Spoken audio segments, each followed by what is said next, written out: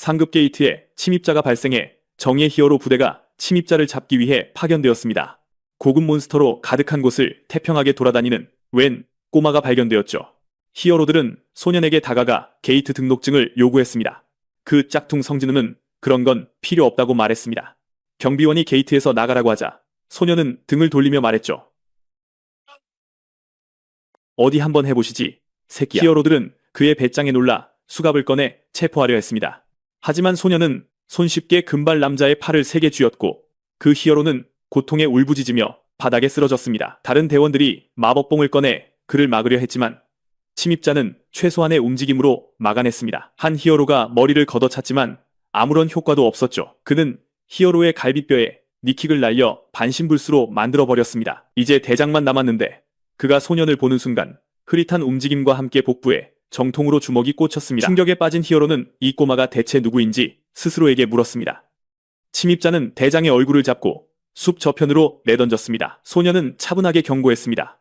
다음번에 누굴 보낸다면 장례식을 치르게 될 거라고요. 하지만 히어로들이 몰랐던 사실은 이 소년이 결코 평범한 존재가 아니라는 것이었죠. 몇 년 전 한 전사는 자신의 세계를 파괴한 악당의 목에 박힌 보석을 부숴 그를 쓰러뜨렸지만 그 역시 의식을 잃어가고 있었습니다. 그는 서도진이라는 소년을 만났습니다.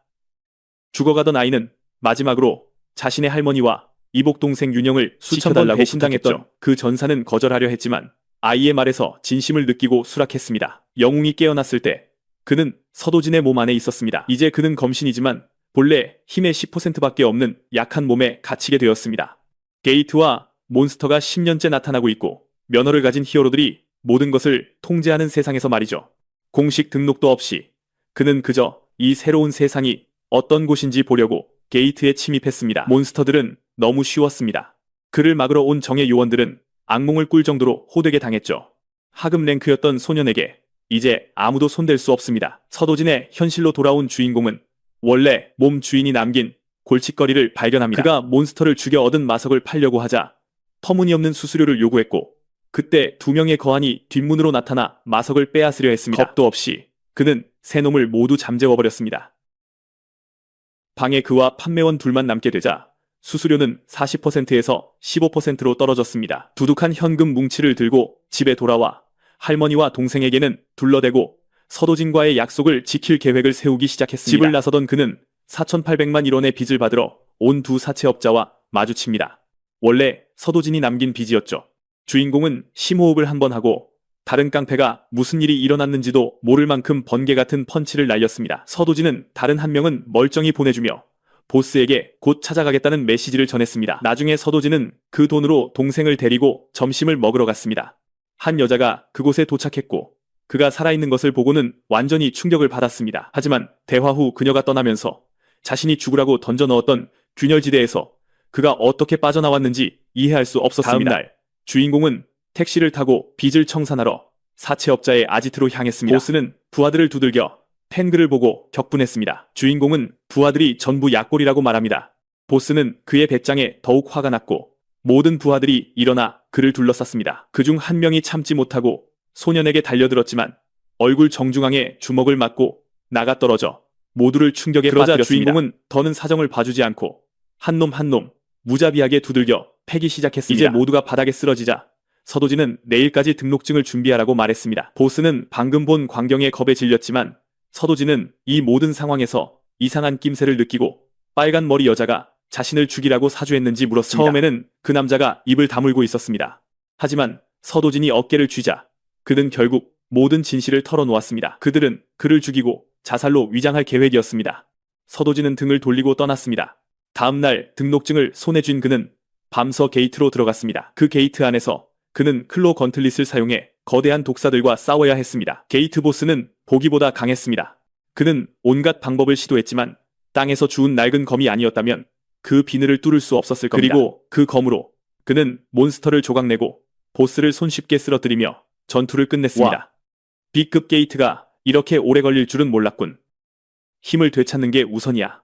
옛 동료들이 이 꼴을 못 본 게 다행이군. 도시에서 한 남자가 마석을 팔고 있는데 수수료가 40%라는 말을 듣습니다. 그는 너무 비싸다며 항상 여기서 파는데도 그러냐고 불평합니다. 할인을 좀 해줄 수 없냐고요? 구매자는 게이트 관리팀이 이미 5%를 떼가기 때문에 자기들이 가장 싼 거라고 설명합니다. 이렇게 하면 추가로 낼 돈이 없다는 거죠. 그러자 남자는 수긍하고는 얼굴이 왜 그러냐고 묻습니다. 직원은 어떤 미친놈이 모두를 두들겨 팼다고 말합니다. 반다나를 한 남자가 랭크보다 실력이 더 중요하다고 말합니다. 상점이나 지키는 사람이 어떻게 헌터 히어로의 힘을 갖겠냐고요. 그는 또한 직원에게 도움이 필요하면 말하라고 합니다. 그때 셀리가 가게로 들어옵니다. 점원은 셀리가 자기를 때린 놈이라고 소리치지만 반다나 남자는 믿기지 않는다는 표정입니다. 그는 히어로는 무고한 시민을 치지 않는다고 말합니다. 직원은 그 남자가 7년차 베테랑의 인맥도 넓다는 걸 알고 있습니다. 늘 그렇듯 셀리는 그에게 꺼지라며 저 녀석을 위해 복수라도 하려는 거냐고 묻습니다. 베테랑은 히어로 사망의 주된 원인 중 하나가 다른 히어로와의 싸움이라는 것을 알기에 바쁘다며 나중에 보자고 합니다. 설리가 직원이 자기 험담을 했다며 마석자루를 던지고는 계산하라고 합니다. 총 1억 5천만 1원 어치의 상금 마석들이지만 주인공에게는 푼돈입니다. 그 잘난 체하는 직원이 수수료를 더해야 한다고 하자 설리가 무서운 눈으로 쳐다봅니다. 그러자 그는 미소를 지으며 15%를 제한 금액이 148, 500 영원이라고 말합니다. 직원은 수수료는 40%라며 소리치고 히어로를 때리는 상상을 하지만 현실에서는 큰 거래는 관리자 승인이 필요하다고 말할 뿐입니다. 셀리는 당장 승인을 받으라고 하고 직원은 사장에게 전화합니다. 주인공은 그의 귀에서 전화기를 뺏어 들고 돈을 내놓으라고 전화라고 말합니다. 사장이 다시 직원과 통화하고 싶다고 합니다. 전화기는 벽에 3개 던져져 박혀버립니다. 소녀는 자기 돈을 원합니다. 그는 돈을 받고 다음에도 잘 부탁한다고 말합니다.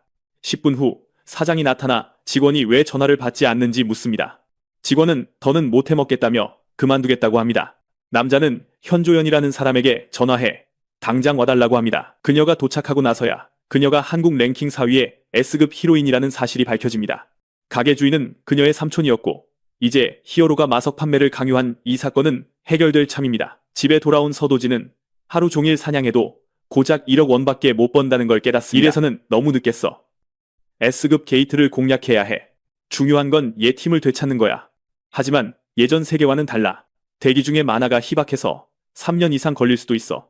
좋은 장비가 도움이 되겠지만 이 근처엔 그런 게 별로 없어. 땅이 흔들리기 시작하고 서도지는 윤영을 안고 안으로 들어갑니다. 할머니는 지진이냐고 묻지만 상황은 훨씬 더 심각합니다. 균열이 열리고 있습니다. 그는 그들에게 안전하게 있으라고 말하고 이상현상 속으로 들어갑니다. 히어로 협회에서는 누군가 협회장에게 63일 만에 마포에서 새로운 균열이 감지되었다고 보고합니다. 백사자 길드가 가장 가까워서 그들에게 연락하기로 결정합니다. 그들은 또한 그것이 어느 집 뒷마당에 있다는 것을 깨닫는데 이게 문제입니다. 민간인이 들어가면 나올 때까지 기다려야 하기 때문입니다.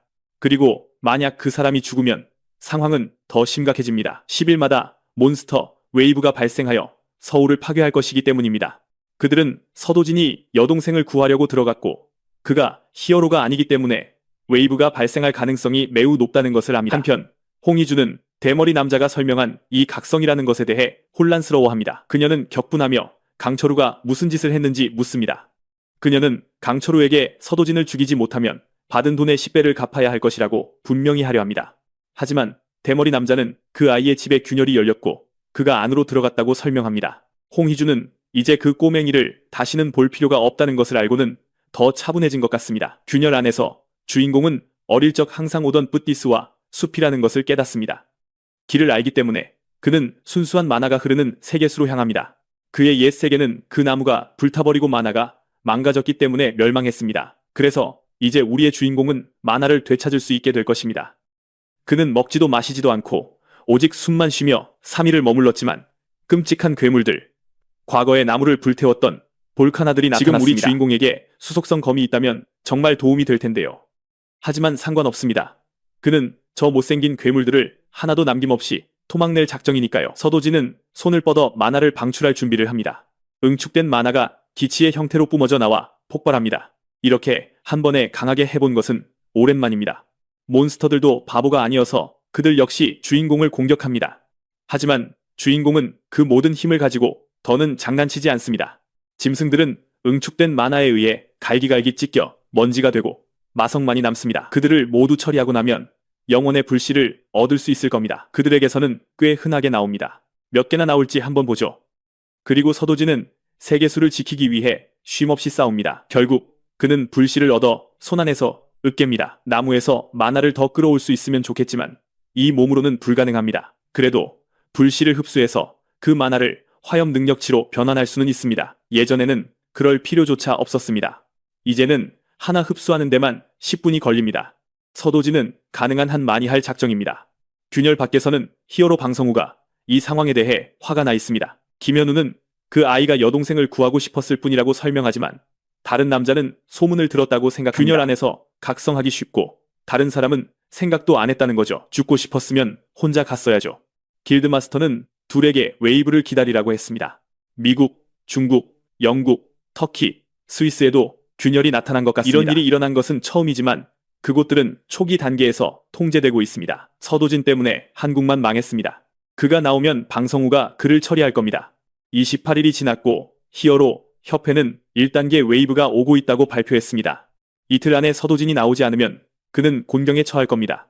한편 사채업자 보스 황창선은 그가 예전에 모두를 두들겨 팼던 그 멍청이라는 것을 깨닫습니다. 그는 부하에게 그 아이가 살아서 나올 확률이 얼마나 되는지 묻고 대답은 1% 미만입니다. 하지만 사실 협회 멍청이들은 황창서가 가진 정보를 가지고 있지 않습니다. 서도진은 아마 각성했겠지만 그렇다 해도 살아남을지는 장담하기 어렵습니다. 보스는 싸움을 잘하는 것과 균열에서 살아남는 것은 별개의 문제라는 것을 압니다. 그는 또한 그 아이에게 처리해야 할 가족이 있다는 것도 압니다. 만약 그 히어로가 죽으면 그녀의 장기를 팔 겁니다. 만약 그가 살아남으면 둘 다 보호해주겠다고 말하고 빚을 지게 할 겁니다. 한편 세계수에서 서도진은 시간이 얼마나 흘렀는지조차 모릅니다. 그는 이미 수백 개의 불씨를 흡수했습니다. 이제 그는 원할 때마다 화염 만화를 사용할 수 있고 화염 저항력도 엄청나게 올랐습니다. 화염 속성에 있어서는 검신이었을 때보다 더 강해졌기에 그는 나무에 감사 인사를 합니다. 그는 마석들을 챙기고 나무에게 지켜주겠다고 말합니다. 마침내 그는 균열을 떠나지만 반경 1km 이내에는 아무도 없습니다. 웨이브 때문에 모두가 대피했습니다. 서도진은 저쪽 방향에서 더 강한 기운을 느낍니다. 그는 달려가기 시작하고 방성우와 김현우의 뒷모습을 봅니다. 그는 옷차림으로 그들을 판단하고 지난번 게이트에서 봤던 그 녀석들이라는 것을 압니다. 만약 잡히면 큰 문제가 될 겁니다. 그래서 그는 시간을 낭비하지 않고 멀리 떨어진 곳에 화염을 발사합니다. 그것이 폭발하며 그들의 주의를 끕니다. 집이 불타기 시작하고 모두가 공황에 빠집니다. 서도진은 불이 얼마나 깔끔하고 정확한지 마음에 들어합니다. 그의 친구 쿠사기라면 감탄했을 겁니다. 그는 대륙에서 가장 강한 화염 마법사였습니다. 그때 김현우는 균열이 이상하게 움직이는 것을 알아차립니다. 그들이 확인하러 달려가자 균열은 말 그대로 사라지고 있고 서도진은 마석을 가지고 도망칩니다. 다음날 뉴스에서는 모두가 균열이 사라진 것에 충격을 받습니다. 사람들은 서도진이 죽었다고 추측하지만 그는 다시는 세계수를 볼 수 없을까봐 걱정합니다. 우리의 주인공은 영등포에 도착합니다. 2명의 쓰레기가 그 꼬맹이가 죽었으니 다음은 할머니와 아이 차례라고 말합니다. 그 아이는 크면 예뻐질 텐데 바로 아쉽다는 말도 덧붙입니다. 주인공이 나타나 보스에 대해 물으며 그들을 기겁하게 만듭니다. 그 멍청이는 건물에 도착해서 부하와 일상에 대해 잡담을 나눕니다. 하지만 문을 여는 순간 그는 자신의 부하들이 완전히 박살나는 것을 봅니다. 서도진은 땀을 흘리는 그에게 개처럼 기어오라고 말합니다. 남자는 엎드려 기기 시작합니다. 서도진은 그에게 짖으라고 말합니다. 그런 개자식은 인간 대접을 받을 자격이 없기 때문입니다. 황창서가 짖기 시작하자 서도진은 자기 앞에서는 간이라도 빼줄 것처럼 복종하는 척한다고 말합니다. 하지만 틈만 보이면 바로 뒤통수를 칠 것이라며 보스에게 정말 이런 쓰레기를 처음 다뤄보는 것 같냐고 묻습니다. 황창서는 자비를 구하며 충성을 다해 모시겠다고 말하지만 턱에 발길질을 당할 뿐입니다. 서도진은 안경 쓴 남자에게 이제부터 네가 리더라고 말하며 저런 인간 같지도 않은 쓰레기들을 섬기지 말라고 합니다. 부하는 자신의 보스에게는 인맥이 있다고 말합니다. 갑자기 리더가 되면 사람들이 이상하게 생각할 거라고 합니다. 그러자 서도진은 그들이 사람들을 바다에 던지고 폐차장에서 뭉개는 것을 전문으로 한다고 말합니다. 시키는 대로 하지 않으면 서도진은 그들을 게이트에 던져 몬스터 먹이로 만들겠다고 합니다. 그들은 다시 자비를 구합니다. 한편 서도진은 황창서를 그냥 끝내버리고 나중에 생길 문제를 피하는 것이 더 쉬울 것이라고 생각합니다. 그가 손을 뻗자 보스가 사과합니다. 하지만 아래를 내려다보자 모든 것이 불타고 있습니다. 서도진은 만약 자기 가족 중 누구에게라도 흠집 하나라도 생기면 모두를 도륙할 것이라고 말합니다. 그들은 24시간 내내 가족을 보호해야 합니다. 다음 날 모두가 그 아이를 거의 죽은 사람 취급합니다. 그는 나타나는 것이 문제를 일으킬 뿐이라는 것을 압니다. 황 사장이 그들에게 새로 살 곳을 찾아주기로 했고 윤영이는 그걸 기뻐한다. 윤영이는 유치원에 다니지만 다른 아이들이 부모님이 없다고 놀려서 가기 싫어한다. 그래서 서도진은 그 어린 소녀가 유치원에 가지 않아도 된다고 결정한다. 내년에 바로 학교에 입학하면 된다. 그는 아무도 그녀에 대해 험담할 수 없는 엘리트 사립학교에 보내는 것이 더 낫다고 생각한다.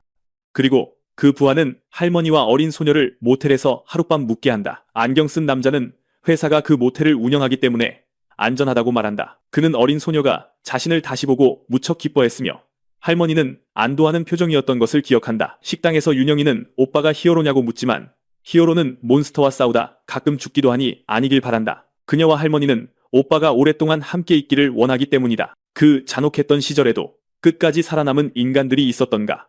전투 중에 많은 것을 잃었지만 이제 잊고 있던 소중한 것이 되돌아왔다.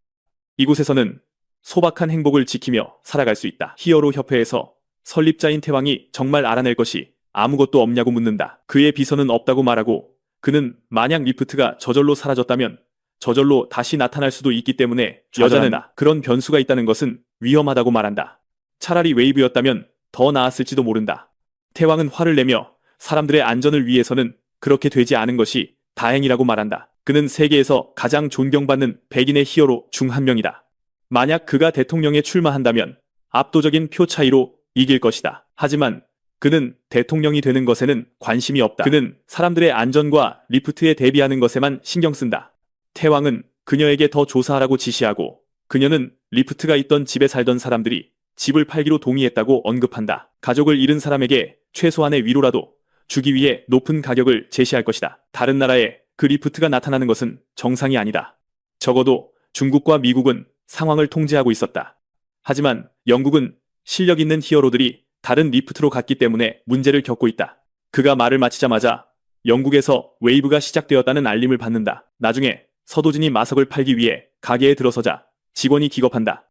그는 매니저에게 이 녀석이 누구냐고 소리치고 매니저는 자리에서 일어선다. 그 소녀는 팔마석이 많고 더 경험 있는 사람이 필요했기 때문에 딱 맞춰왔다고 말한다. 하지만 매니저는 적은 마석이라고 생각하며 그와는 거래하지 않겠다고 말한다. 그는 그렇게 낮은 수수료는 그들에게 큰 손해라고 설명하며 게이트 센터가 5%의 수수료를 부과하는 데는 이유가 있다고 말하고 매니저는 아이에게 나가라고 한다. 서도진은 배낭을 열어 마석들을 보여준다. 그들은 그가 부르는 게 값인 히어로 스톤을 보고 충격에 빠진다.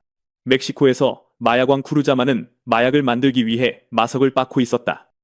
그리고 그 힘이 발동했을 때 그는 히어로로 각성했고 그래서 그 마석은 필수적인 것으로 유명하다. 희귀한 초호화 에너지 아이템이다. 서도진은 그들이 원하지 않으니 떠나겠다고 말하지만 이제 매니저는 관심을 보인다. 매니저는 0.5% 수수료는 너무 과하다고 말하지만 아이는 그냥 원하지 않으면 관두라고 말한다. 히어로는 짜증난다고 말하고 매니저는 사과하지만 그는 이 상황이 지긋지긋해서 그들이 받을 건지 아닌지만 알고 싶어한다. 그러자 안경 쓴 남자가 너무 말을 많이 하기 시작하고 서도진은 돌아서서 나가기 시작하지만 매니저는 9% 수수료를 애원한다. 그러다 8%로 사장님이 이 사실을 알면 자기를 죽일 것이기 때문이다. 그러고는 76%를 요구한다. 그래서 서도진은 1%로 하겠다고 하고 그런 배낭이 7개나 더 있다고 말한다. 그렇게 젊은 남자는 67,001원을 벌고 그가 원하는 집이 곧 실현 가능하다는 것을 깨닫는다. 하지만 문제는 게이트만으로는 고급 마석을 얻기에 충분하지 않고 그는 리프트에 들어갈 수 없다는 것이다. 그의 핸드폰이 울리고 영국에서 웨이브가 발생했다는 알림이 뜬다. 예전 같았으면 어느 나라든 상관없이 가서 리프트를 봉인했을 것이다. 하지만 이제 그는 그렇게 살지 않는다. 지금 그는 가족과 함께 식당에 나와 있다. 할머니는 너무 비싸다고 생각하지만 서도진은 돈을 충분히 벌었다고 말한다. 윤영이가 음식을 아주 좋아해서 소녀는 음식을 더 주문하고 이는 할머니를 약간 짜증나게 한다. 모든 것이 정말 맛있고 모두가 행복하다. 하지만 현조연이 나타나면서 그 행복은 오래가지 않는다. 그녀는 걸어 들어와 히어로와 잠시 이야기할 수 있는지 묻는다. 그는 저녁 식사 후에 이야기하자고 말한다. 현조연은 자신을 소개하지만 소녀는 그녀를 완전히 무시한다. 그녀는 좌절한 채 밖에 서 있고 모두가 세계 10대 미녀 히로인 중 한 명인 그녀에 대해 수군거린다. 그가 그 리프트에 들어갔다가 사망 신고된 후 살아 돌아온 지 2달이 지났다. 각성자가 2달도 안 돼서 S급이 되는 것은 이상하다. 보통은 수년이 걸린다. 절대 사실일 리가 없다. 그 녀석은 뭔가 다른 특별한 능력이 있는 게 틀림없다. 저녁 식사가 끝나고 현조연은 아직 그곳에 있지만 다른 누군가도 기다리고 있다. 강철우, 그 녀석이 아직 살아있다는 것에 분노한다. 서도진은 그 남자를 무시하고 보라색 머리 소녀에게 다가간다. 그는 그녀의 말을 들어주겠다고 하지만 먼저 지금 처리할 일이 있으니 현조연에게 택시를 불러 가족을 집에 데려다 달라고 부탁한다. 히로인은 그의 가족을 택시에 태우고 걱정하지 말라고 말한다. 한편 안에서는 강철우가 이미 얼굴에 주먹을 맞았고 직원이 안에서는 그러면 안 된다고 말하자 불쌍한 여직원도 뺨을 맞는다. 그 남자는 완전히 이성을 잃고 피에 굶주려 있다. 하지만 그가 무언가 하기도 전에 서도진이 그 금발 남자의 얼굴에 바로 주먹을 날린다. 아주 진지하게 히어로는 강철우가 자신을 게이트에 가두고 죽게 내버려둔 사람이냐고 묻는다. 악당은 아빠에게 버림받고 자기를 죽이려는 계모까지 둔 놈에게는 할 말이 없다고 말한다. 서도진은 강철우를 녹화하기 시작하며 다시 말해보라고 한다. 그 남자의 주먹은 거의 인간의 것처럼 보이지 않을 정도로 주먹을 휘두르려 하자 불꽃에 휩싸인다. 그는 심지어 서도진의 엄마를 창녀라고 부르지만 서도진이 공격을 막아버리고 강철우가 뒤로 날아가 버리자 스스로 망신을 당한다. 강철우는 방금 일어난 일에 충격을 받는다. 즉시 반격을 준비한다. 망설임 없이 직원이 경찰에 신고하려고 하지만 현조연이 나타나 자신이 처리하겠다고 말한다. 한편 히어로는 기본적으로 주먹으로 강철우를 두들겨 패고 있다. 현조연은 그가 B급인데도 완전히 박살나고 있어서 충격을 받는다. 설령 서도진이 A급이라 해도 이렇게 쉬울 리가 없다. 현조연이 이대로 가다간 그 아이가 강철우를 죽일 거라고 말하자 그는 주먹질을 멈춘다. 그녀는 그에게 철우에 대해 뭘 아는지 묻고 서도진은 충분히 안다고 대답한다. 소녀는 그의 사촌이 S급인 강용표라고 설명한다. 젊은 남자는 안다고 말하며 뭐가 대수냐고 묻는다. 현조연은 그가 결과에 대해 얼마나 신경 쓰지 않는지에 경악한다. 그녀는 용표가 그를 보호하기 때문에 철우가 하고 싶은 대로 한다고 설명한다. 서도진이 하는 짓은 위험하다. 주인공은 그저 미소 짓고 히로인은 그가 두렵지 않냐고 묻는다. 하지만 서도진은 그녀가 자신의 삶에 대해 얼마나 많이 아는지에 대해 언짢아 한다. 그래서 현조연은 마석을 사는 사람인 삼촌이 자신을 보냈으며 자기도 마석을 사고 싶다고 설명한다. 그녀는 그가 가진 모든 것을 사겠다고 덧붙이지만 서도진은 양이 많다고 말한다. 하지만 그 아이는 S급 히어로의 돈이 기본적으로 상상을 초월한다는 것을 깨닫지 못한다. 그래서 그는 그녀에게 그냥 차나 태워달라고 제안하는데 이는 현조연에게는 아무것도 아닌 일일 것이다. 그리고 우리는 홍희주가 의부사들이 살아있다는 것을 알고 이성을 잃는 그녀의 모습을 수하인 본다. 대머리 남자는 히어로 협회조차 그가 죽었다고 생각했으며 강철우가 서도진에게 얻어맞았다고 덧붙인다. 그 말에 홍희주는 그 녀석이 무언가 알고 있음에 틀림없다고 깨닫는다.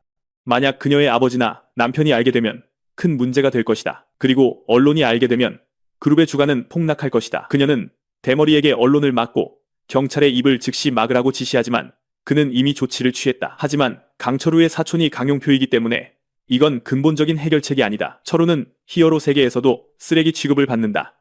그는 그저 더러운 일을 처리하는 졸개일 뿐이다. 경찰과 언론이 강철우를 건드리기 시작하면 자기 체면도 깎이니 용표가 손을 쓴 것이다. 홍희주는 그를 찾고 싶어하며 최대한 빨리 만나자고 요청했다. 그녀는 또한 황창서 사장이 서도진의 가족을 돌봐주며 자신을 배신한 것에 대해 이야기한다. 그 여자는 박 검사를 소환해 자신을 버린 대가를 치르게 하려 한다. 종합적으로 한국에는 37개의 리프트가 있고 그중 5개가 게이트로 변했다. 나머지는 지정된 히어로들만 들어갈 수 있다. 현조연과 일행이 그중 하나로 향하고 있다. 도지는 입구가 하나뿐이라는 것을 알아차린다. 그리고 그가 보라색 머리 소녀인 것을 알면서도 그들은 모든 것을 확인하고 또 확인했다. A급 히어로인 정인주는 현조연이 먼저 리프트에 들어가자고 제안한 것을 이상하게 생각했고 현조연은 그저 더 재미있을 뿐이라고 말한다. 서도진의 조건은 리프트에 들어가게 해주는 것이었다. 그 대가로 그는 모든 마석을 시가에 팔 것이다. 그렇게 하면 그는 훨씬 더 많은 돈을 벌게 될 것이다. 정인주는 단지 그것 때문에 저기에 들어가는 것은 미친 짓이라고 생각하지만 히어로의 마석이 필요하기에 그냥 넘어간다. 정인주가 저 남자가 현조연의 남자친구냐고 묻는다. 그러자 짜증이 난 현조연은 그냥 빚진 게 있어서 갚으려는 것뿐이라고 말한다. 하지만 위에서 무언가 그들을 공격하면서 대화는 끊긴다. 거대한 코카트리스였고 현조연은 인주와 도연에게 방어를 맡으라고 하고 승호에게는 괴물의 다리에 집중하라고 지시한다. 서도진은 혼자 공격하기로 결심하고 단숨에 달려나간다.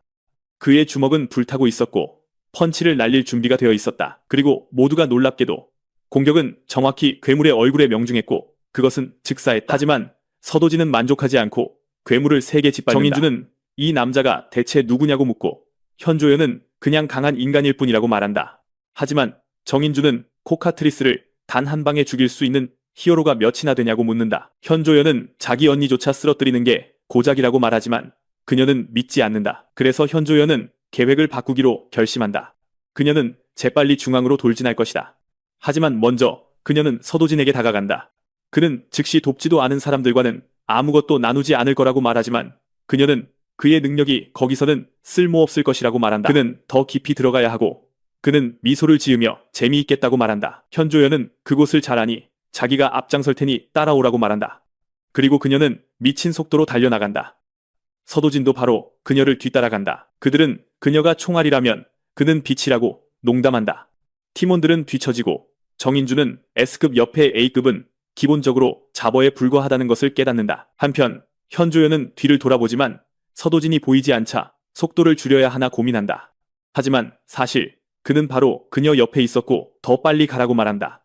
그녀는 자신이 한국에서 두 번째로 빠르기 때문에 충격을 받는다. 서도진은 그녀가 생각보다 느리고 마치 자기를 따돌리려는 듯이 달렸다고 말한다. 그들은 저 산 위에 있는 리프트 보스를 발견한다. 현조연은 그것의 이름이 키세리온이며 와이번과 비슷한 거대한 20m짜리 괴물이라고 설명한다. 그것을 쓰러뜨리려면 최소 3명의 S급 히어로가 필요하다. 그러자 서도진은 그 괴물이 최상급 마석을 가지고 있냐고 묻고 그녀는 그렇다고 답한다. 겁에 질린 현조연은 그가 정말로 저 위로 올라갈 생각이냐고 묻는다. 멍청한 짓을 하라고 데려온 게 아니기 때문이다. 그리고 놀랍게도 그 아이는 달려나간다. 그녀는 그를 뒤쫓고 그들은 카사리안의 산으로 향한다. 바로 그 후 우리는 땅에 쓰러진 괴물만 볼 수 있고 현조연은 할 말을 잃는다. 그 괴물은 엄청나게 강력하다.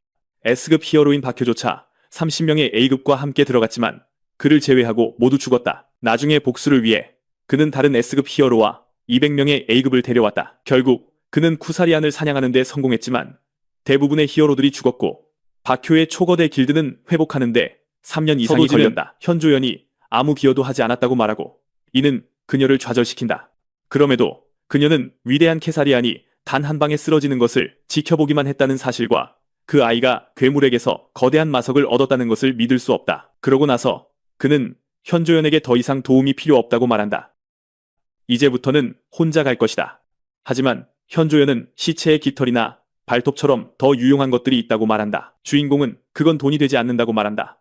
다른 몬스터에게서 마석을 더 얻는 것이 더 효율적이며 그건 그녀가 가져도 된다고 한다. 하루가 끝날 무렵 팀원들은 서도진이 마석으로 가득 찬 거대한 배낭을 메고 돌아왔다고 말한다. 그 정도를 얻으려면 그들은 3일 내내 쉬지 않고 사냥해야 했을 것이다. 충격을 받은 정인주는 친구가 그가 카사리안을 혼자 이겼다고 말했던 것을 기억한다. 그렇다면 그는 한국에서 어쩌면 전 세계에서 가장 강한 히어로인 셈이다. 그러는 동안 그 아이는 더 많은 마석을 가져온다. 이 이야기를 해도 아무도 믿지 않을 것이고 팀원들은 두 연인이 연애질을 하고 있다고 추측하기 시작한다. 그들은 귀여운 커플이 될 수 있겠지만 서도진은 그녀를 막 대하고 있고 이건 정인주가 상상도 못했던 일이다. 갑자기 그 아이는 작별 인사도 없이 배낭을 내팽개치고 떠나버린다. 현조연은 사람들이 캐사리안에 대해 알게 되면 그 히어로가 엄청나게 유명해질 것이라고 말했다. 그리고 서도진은 그걸 감당하고 싶지 않아서 보라색 머리 소녀가 처리하도록 남겨두었다. 모두가 충격을 받았고 특히 현조연이 그랬다. 도시에서는 박효가 미친 듯이 훈련하고 있다.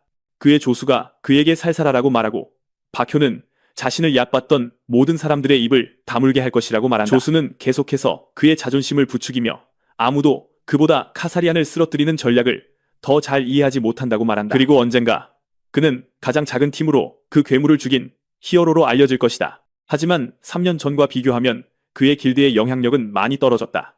그럼에도 불구하고 그는 자신감을 유지한다. 다른 곳에서는 강용표가 그의 사촌이 게이트에서 서도진을 죽이려 했지만 대신 그 아이가 거기서 각성했고 이 모든 것이 엄청난 부자인 홍희주, 마님의 요청이었다고 조수는 이야기하고 있다. 그 아이가 그녀의 사생아이며 그녀가 아이를 낳았을 때 그 녀석을 쫓아냈다고 말한다. 부자들의 세계에서는 혈연은 그다지 중요하지 않은 것 같다. 강용표는 또한 그의 사촌이 그 일로 30억 1원을 받고 그 후 두들겨 맞고 결국 마비되었다는 것을 알게 된다. 조수는 그의 온몸이 흉터로 뒤덮여 있고 눈도 멀었다고 덧붙인다. 그는 겨우 살아남았다. 강용표는 만약 자신이었다면 그 아이를 조각내 버렸을 것이라고 말한다. 그의 부하가 계속해서 그에게 정보를 제공한다. 현조연이 서도진을 돕고 있었고 이는 강용표를 격분하게 만든다. 조수는 긴장하며 그녀가 경찰에 진술한 덕분에 모든 것이 마무리되었다고 말한다. 강용표는 그 둘이 무슨 관계인지 무슨 거래를 했는지 즉시 알고 싶다고 쏘아붙인다. 그 히어로는 홍희주가 철우가 하지 못한 일을 하기 위해 자신에게 올 것이라는 것을 안다. 이상한 표정으로 그는 마님이 돈이 많다고 말한다. 다른 곳에서 서도진은 예상대로 리프트가 게이트보다 더 효율적이라고 생각하며 걷고 있다. 짜증나는 부분은 현조연의 도움에 의존해야 한다는 것이다. 그녀는 자신이 캐사리안의 마석을 팔면 사람들이 누가 그것을 죽였는지 알아내고 그녀의 능력을 의심하기 시작할 것이라고 언론이 말했다. 난리가 날 테니 당분간은 숨겨두는 것이 낫다. 서도진은 리프트에 갈 다른 방법을 찾아야 한다는 것을 알지만 지금은 황창서가 마련해준 곳에서 쉴 것이다. 나쁜 소식은 문 앞에 신발이 한 무더기 있다는 것이다. 이건 좋은 징조가 아니다. 안에는 여러 명의 남자들이 그를 기다리고 있다. 그들 중 한 명이 자신을 서울에서 온 박철웅 검사라고 소개하며 그 아이에게 황창서를 아는지 묻는다. 서도진은 불법 사채업에 가담한 혐의로 구금된다.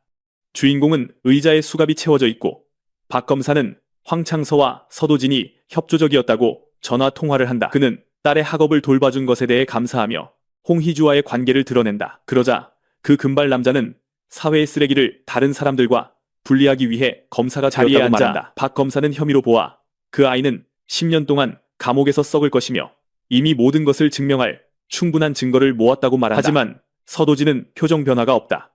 그 모습에 박 검사는 정말 화가 난다. 그는 서도진을 모욕하며 자신이 거짓말하는 것처럼 보이냐고 묻는다. 젊은 쪽이 이 배후에 그 쌍년 홍희주가 있는 거냐고 묻는다. 박 검사는 모르는 척하며 그게 누구냐고 묻는다. 서도진은 황창서 쪽은 이미 끝났다는 것을 깨닫는다. 그는 이를 크게 벌이는 게 두려워 조용히 받아들였을 뿐이다. 위협적인 어조로 박 검사는 대한민국 검사가 웃음냐고 묻는다. 서도진은 훨씬 더 위협적인 눈빛으로 그를 쏘아본다. 박 검사는 움찔하지만 더욱 짜증이 나서 아이의 뺨을 때리겠다고 위협한다. 하지만 그때 문이 열리고 누군가 검사님을 찾는다고 말한다. 다행히 서도진은 히어로 측정기에 민간인으로 기록되어 있었다. 어쩌면 그의 각성에 대한 정보가 틀렸을지도 모른다. 박 검사는 틴그룹이 조사한 것이 틀릴 리 없다고 생각하며 서도진이 홍희주에 대해 아는 것이 이상하다고 여긴다. 이제 아이는 왜 대한민국 검사들이 미친 개라고 불리는지 알겠다. 차라리 모든 것을 불태우고 할머니와 윤영이만 데리고 어딘가로 도망치는 게 나을지도 모르겠다고 생각하지만 그때 현조연이 갑자기 방으로 들어온다. 그가 왜 여기 있는지 묻지만 그 역시 모른다. 그녀는 히어로가 지금 힘을 사용하면 나중에 뒷감당하기 어려울 것이라고 설명한다. 그러자 서도진은 자신을 도와주려는 거냐고 묻지만 현조연은 그가 아무 잘못도 하지 않았다는 것을 안다. 무고는 잘못된 것이며 그녀는 그가 누명을 썼다는 것을 알고 있다. 그러니 가능한 한 빨리 이 일을 해결하는 것이 좋다. 보라색 머리의 소녀는 히어로 협회에서 조사를 진행할 것이며 자신이 무면허 히어로들을 확인할 것이라고 말한다. 하지만 서도진은 가족을 걱정하고 현조연은 자신이 그의 비서가 아니라며 짜증을 낸다. 그럼에도 그녀는 결국 그의 말을 들어주고 두 사람은 괜찮으니 걱정할 필요 없다고 말한다. 그는 그녀에게 고마워하며 은혜를 갚겠다고 말하고 현조연은 가능한 한 빨리 처리될 것이라고 말한다. 하지만 그녀가 선택한 방법은 서도진의 무죄를 증명하는 것이 아니었다. 박 검사는 뇌물수수 혐의로 아이는 해고면허 활동으로 처벌받았어야 했지만 현조연 덕분에 모든 것이 집행유예로 끝났다. 한편 영국에서는 아주 강력한 독을 가진 눈 4개 달린 괴물이 민간인들을 공격하고 있다. 서도진은 그것이 마카시안이라고 말하고 윤영은 새로운 몬스터인데다 협회만 그 이름을 알 텐데 어째서 아는지 충격받는다. 마석에는 몬스터의 이름과 같은 고유 정보와 함께 응축된 에너지가 담겨 있다. 지구에서는 모든 것이 과학의 힘으로 움직이지만 그가 살던 멸망한 세계에서는 마법의 힘으로 움직였다. 두 세계 모두에 몬스터가 나타나기 때문에 서도진은 대부분의 몬스터 이름을 알고 있다. 그는 붉은 꽃개미 추출물을 사용하면 마카시안을 빠르게 쓰러뜨릴 수 있다고 설명하며 그것이 인간에게는 무해하지만 몬스터에게는 아니라고 덧붙인다. 그것을 그들에게 뿌리면 더는 점프할 수 없게 된다. 현조연은 도대체 서도진의 정체가 뭐냐고 묻지만 아이는 그녀를 무시하고 홍희주를 죽이면 어떻게 될지 간단히 묻는다. 집에서 그 여자는 일이 통제불능이 되었음을 깨닫고 손톱을 물어뜯고 있다. 대머리 남자는 서도진과 현조연이 어떤 관계인지 어떻게 만났는지조차 모르고 여자 또한 그 애송이가 각성했다고 들었는데 왜 히어로가 아닌 것으로 나왔는지 정장 차림의 남자는 그것이 탐지기를 방해하는 어떤 능력일 수 있다고 말한다. 소리치며 홍희주는 강용표를 고용하고 그에게 300억을 지불하라고 말한다. 그의 거처에서 남자는 그녀에게 다른 선택지가 없다는 것을 알기 때문에 그 2배를 주면 하겠다고 말한다. 솔직히 그 금액은 그녀에게 그리 큰 돈도 아니다. 어쨌든 그는 S급인 현조연과 싸워야 할 테니까. 그의 조수는 그녀가 강하다고 말하지만 강용표는 20분이면 그 여자를 처리할 수 있다고 말한다. 남자가 협회에 대해 묻자 다른 남자는 영국이 이미 대중에게 히어로를 모집한다고 발표했기 때문에 금액을 올릴 수 없다고 말했다고 한다. 이는 강용표를 곤란하게 만드는데 낮은 보수 때문에 거절하기가 애매하기 때문이다. 일본 히어로들과 함께 가야 한다고 말한다. 생각에 잠긴 강용표는 마카시안을 언급한다. 만약 그 약점을 알아낸다면 그의 몸값은 치솟을 것이다. 영국에서는 히어로들이 몬스터를 막기 위해 최선을 다하고 있다. 불행히도 그 생물체들은 너무 강해서 그들은 고전하고 있다. 하지만 명확한 정보 없이는 미지의 적 앞에서 속수무책이다. 그리고 이제 케임브리지의 방어선이 무너졌으니 수도 런던까지는 60km밖에 남지 않았다. 갑자기 몬스터의 눈이 어두워지고 모두가 현조연이 옳았다고 외친다. 붉은 꽃개미 추출물이 효과가 있어 마카시안들이 약해졌다. 강용표는 그 여자가 그 정도로 실력 있다고 생각하지 않기 때문에 의심스러워한다. 이제 히어로들이 놈들을 끝장낼 시간이다. 다음 날 언론은 충격에 빠졌지만 그녀가 영국 본부에서 최고의 활약을 펼쳤다는데 동의한다. 현조연은 마카시안의 약점을 찾아내 나라를 구했고 말 그대로 영웅이 되었다. 영국 왕실은 그녀에게 기사 자규를 수여할 예정이다. 보라색 머리의 소녀가 나타나자 모두가 어떻게 모든 것을 알아냈는지 알고 싶어하며 미친듯이 사진을 찍는다. 그곳에서 가장 많은 몬스터를 사냥한 강용표의 의견도 듣고 싶어한다. 서도진은 그 보도를 지켜보다가 강용표를 보자 죽일 듯한 표정을 짓는다. 나중에 한 식당에서 현조연은 주인공과 그의 가족에게 선물을 준다. 비싼 옷이지만 그녀는 도움에 대한 보상이라고 말한다. 그 덕분에 그녀는 영웅이 되었다. 그녀는 아이에게 차를 사주겠다고 제안하지만 서도진은 필요할 때 말하겠다고 한다. 그러자 현조연은 그가 어떻게 마카시안의 약점을 알았는지 알고 싶어 하지만 그는 대답하지 않는다. 그래서 그녀는 이제 그의 계획이 무엇인지 묻는다.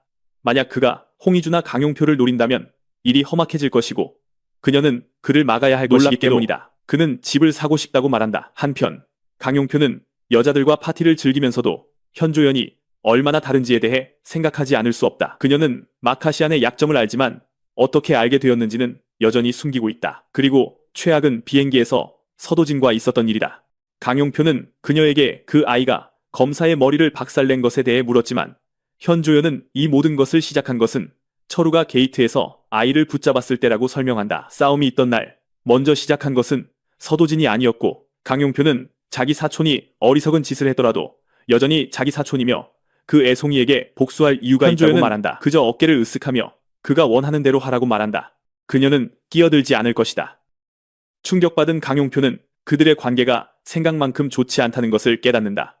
그녀는 그를 무시하며 자신이 이 일에 끼어들 이유가 없다고 말한다. 남자는 서도진이 무언가를 숨기고 있는 것 같아 그 생각을 멈출 수가 없다.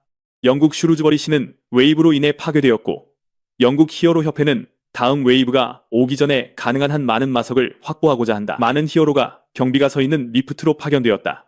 그들 중 한 명은 붉은 꽃개미 추출물만 있다면 D급이라도 마카시안을 쓰러뜨릴 수 있을 것이라고 말한다. 다른 한 명은 웨이브가 더 일찍 막혔다면 이곳은 마석을 찾기에 완벽한 장소였을 것이라고 말한다. 이미 웨이브가 발생한 지역은 더는 막을 수 없으며 두 번째 웨이브에서는 다른 몬스터들이 나타난다. 경비병은 무엇이 나타날지 아무도 모른다고 말하지만 다른 한 명은 그의 뒤에서 무언가를 본다. 팀이 들어간 지 5시간밖에 안 됐는데 누군가 나오는 것처럼 보였다. 마석을 찾는 일반인들이 분명히 나타날 것이기 때문에 경계를 늦추지 말아야 한다. 갑자기 폭발이 일어나고 경비병들은 기겁하며 돌아선다. 그것은 사람이자 혹은 존재이며 경비병은 그것이 히어로도 헌터도 아니라고 지금 당장 본부에 연락해야 한다.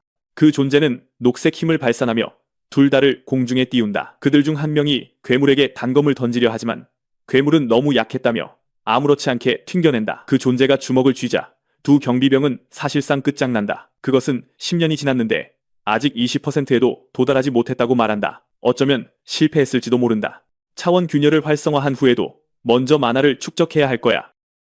경비병 중 한 명이 누구냐고 묻지만 그는 정말로 끝장나버렸어. 그 존재는 세상의 약한 자들부터 쓸어버리겠다고 말해. 한편 한국에서는 서도진이 걷고 있을 때 땅이 흔들리기 시작해. 날카로운 이빨을 가진 거대한 벌레들이 땅을 파헤치고 있어.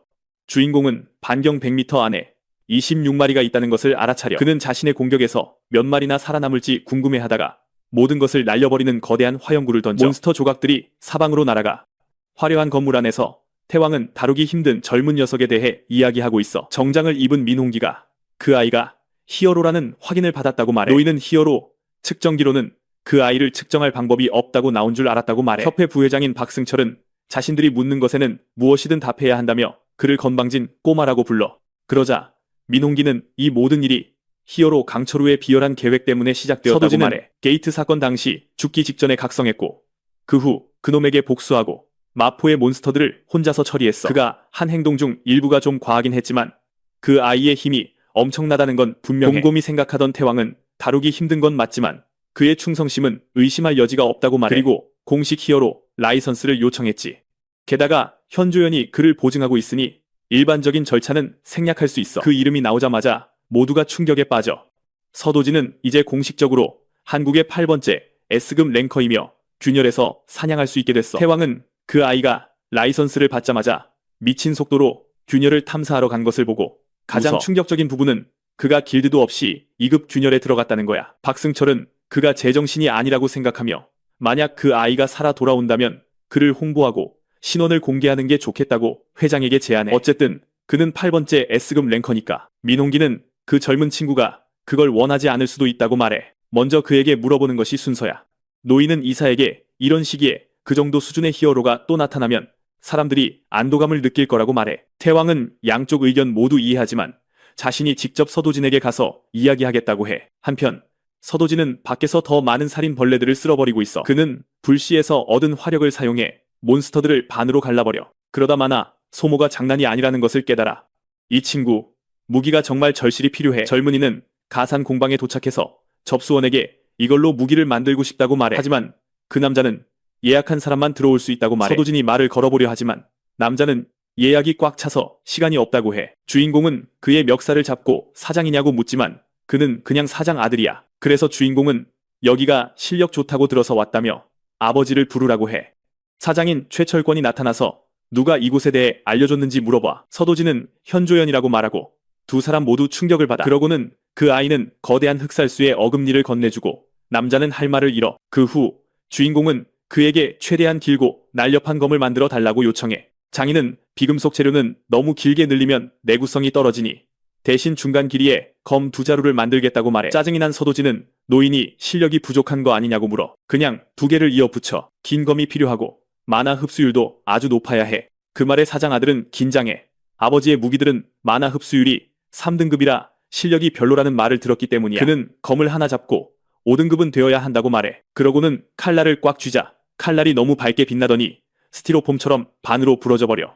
서도진은 이런 쓰레기나 만들 거면 차라리 그만두라고 말해. 얼마 후 서도진은 녹지를 걸으며 시끄러운 사이클롭스에 대해 불평해. 예상대로 그 괴물은 아무런 힘도 들이지 않고 두 동강 거대한 녹색 녀석은 나무를 잡아 방패로 삼으려 하지만 그것마저 반으로 잘려나가. 몬스터는 빠르게 재생하며 계속 싸울 준비를 해. 그 괴물이 예상치 못한 것은 서도진이 이미 화염 공격을 준비해서 영원히 없애버렸다는 거야. 그는 만화 검을 오래 유지하기 어려울 거란 걸 이미 알고 있었어. 그럼에도 그는 사이클롭스를 쓰러뜨리고 그 피를 모았어. 서도진은 노인에게 그것을 주며 이걸로 두 어금니를 쉽게 붙일 수 있을 거라고 말해. 남자는 그게 뭔지라도 말해줄 수 있지 않냐고 소리치지만 주인공은 그를 무시해. 이제 그 아이는 모든 기본 재료를 준비했어. 하지만 만화 흡수율을 높이려면 그것이 필요해. 그리고 그것은 지구의 특정 한 곳에서만 찾을 수 있어.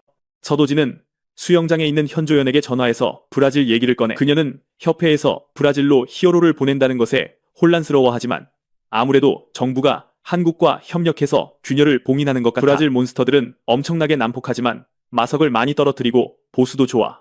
그래서 우리 길드도 갈 거야. 정인주는 현조연에게 그가 8번째 S급 히어로라는 소문이 있으니 그와 함께 가라고 말해. 둘이 사귄다는 소문도 있어.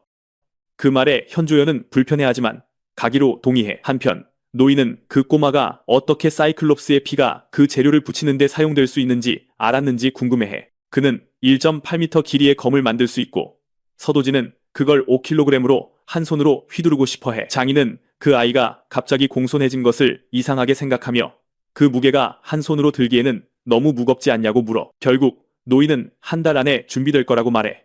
서도진은 7등급 검이 자신의 모든 힘을 감당할 수 있을지 궁금해해. 아무래도 그것이 필요하겠어. 그는 남자에게 자신이 그것을 구해올 테니 지금은 형태만 만들어달라고 하고 노인은 그 꼬마가 정말로 그것을 구할 수 있을 거라고 우리는 아직 않아. 그것이 무엇인지 모를 뿐이야.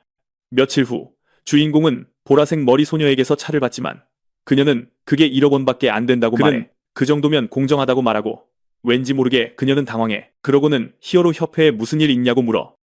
서도진은 그들이 자신의 신원을 공개하려 해서 정당한 대가를 지불했다고 말해. 현주연은 태왕이 보통 공정한 거래를 좋아한다고 말하지만 주인공은 그가 메시지를 받았다고 보증인으로서 자신의 입장도 고려해주면 고맙겠다고 말하지만 그는 그녀의 면전에서 문을 닫아버려. 그녀가 들어오자 브라질의 요새 붕괴 때문에 협회가 난리라며 나머지는 나중에 처리해야 할 거라고 말해. 현조연은 요새의 일부를 완전히 봉쇄해야 할 것이라고 덧붙이고 소녀는 그녀도 가냐고 물어. 머리는 그렇다고 답하고 그는 자신과 함께 가자고 말해 그녀를 긴장하게 만들어. 강용표는 여자에게 돈을 더 달라고 하며 지금은 째째하게 굴 때가 아니라고 말해. 홍희주는 그 탐욕스러운 놈이 이미 선금으로 300억이나 받아놓고 아직도 더 달라고 한다며 불평해. 그런 사람을 믿는 게 아니었는데. 히어로는 다른 누구도 그 일을 맡지 않을 거라고 말하지만 계모는 망설임 없이 죽일 놈들이 널렸다고 주장해. 강용표는 자신만만하게 그녀의 정보가 심각하게 낡았다며 서도진이 대한민국의 8번째 S급 랭커라고 말해. 여자는 이건 장난이 틀림없다고 소리쳐. 다른 남자는 그녀가 믿지 못하겠다면 그가 모든 것을 망칠 때까지 기다리기만 하면 된다고 받아쳐. 그 새로운 정보는 홍희주를 정말 불안하게 만들어.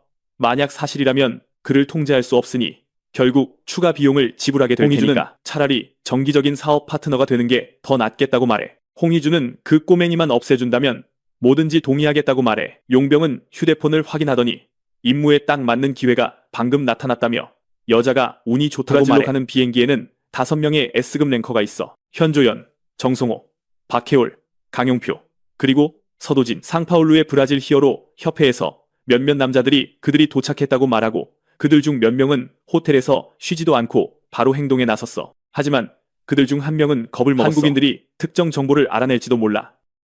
수염난 남자는 작전이 끝날 때까지 모든 것을 통제하기만 하면 된다고 말한다.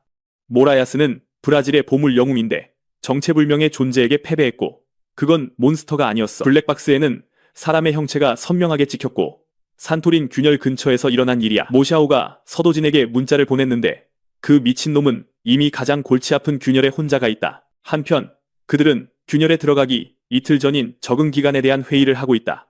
소녀가 주인공을 쫓아가려고 차에 타자 강용표가 그녀를 막으며 아직 일정이 시작되지 않았다고 말한다. 그러자 현조연은 장소를 확인할 필요가 있다고 답하고 남자는 어디냐고 묻는다. 그녀는 산타렘이라고 말한다.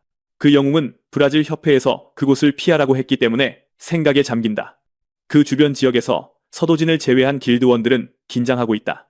현조연은 이미 도착했으니 왜 그렇게 서두르는지 설명해 줄 수 있겠냐고 말하고 그는 그녀가 늦었다고 대답한다. 소녀는 서도진이 그곳에 간다고 말했다면 자기도 알고 제 시간에 도착했을 것이라며 왜 그곳에 가고 싶었는지 설명하라고 요구한다. 소녀는 블루 크로코 때문이라고 말한다. 현조연이 그게 뭐냐고 묻지만 젊은 남자는 대답하고 싶어 하지 않는다. 그래서 그녀는 자신이 그 꼬마보다 3살 위이니 자기가 존중해주는 만큼 자기를 존중해야 한다고 말한다. 서도진은 그냥 평소처럼 말하면 된다고 대답한다. 두 길드원이 정말 저렇게 균열에 뛰어들어도 되는 건지 의아해하는 동안 둘은 이 바보 같은 말다툼을 계속한다. 현조연과 함께 있긴 하지만 신입이 이끄는 것처럼 보인다. 하지만 모든 신입이 다 똑같지는 않지. 서도진은 기록을 깨는 신입이다. 보라색 머리 소녀가 영웅에게 균열을 닫을 계획이냐고 묻는다. 그는 재료를 구하러 온 것이니 닿지 않을 거라고 말한다. 그가 얻을 수 있는 모든 것을 챙기지만 거대하고 날카로운 발톱이 대화를 끊고 온 힘을 다해 소년을 공격한다. 모두 자세를 잡고 저 몬스터들이 장난이 아니라는 것을 깨닫는다. 서도진은 모두에게 비키라고 말하고 검을 뽑는다. 노인은 블루크로코의 심장을 얻으려면 자신의 검을 빌려야 할 것이라고 말했다. 주인공은 몬스터들 앞에서 겁먹지 않고 지체 없이 그들을 공격한다. 그들은 단 몇 번의 공격으로 쓰러지고 길드원들은 그 소년이 얼마나 강한지 감탄한다. 밤, 캠프에서 그들은 서도진이 블루 크로코드를 상대로 얼마나 미쳤었는지에 대해 이야기한다. 혼자서 몇 마리나 해치웠는지 셀 수도 없을 정도인데 그중 한 명은 그가 코카트리스와 싸울 때도 저랬다고 말한다. 저 녀석은 확실히 평범한 영웅이 아니야. 그때 현조연이 그에게 다가가 심장을 다 모았냐고 묻고 그는 그냥 보라고 말한다. 그녀는 그가 그 모든 걸로 뭘 할지 알아내려다 화제를 바꿔 저게 무슨 고기냐고 묻는다. 서도진은 블루크로코 고기이며 완전히 먹을 수 있다고 말하자 그녀는 역겨워한다. 내 말은 우린 먹을 게 충분히 있잖아. 왜 저런 역겨운 걸 먹는 거야? 그는 그냥 그녀가 먹을 필요는 없다고 말한다.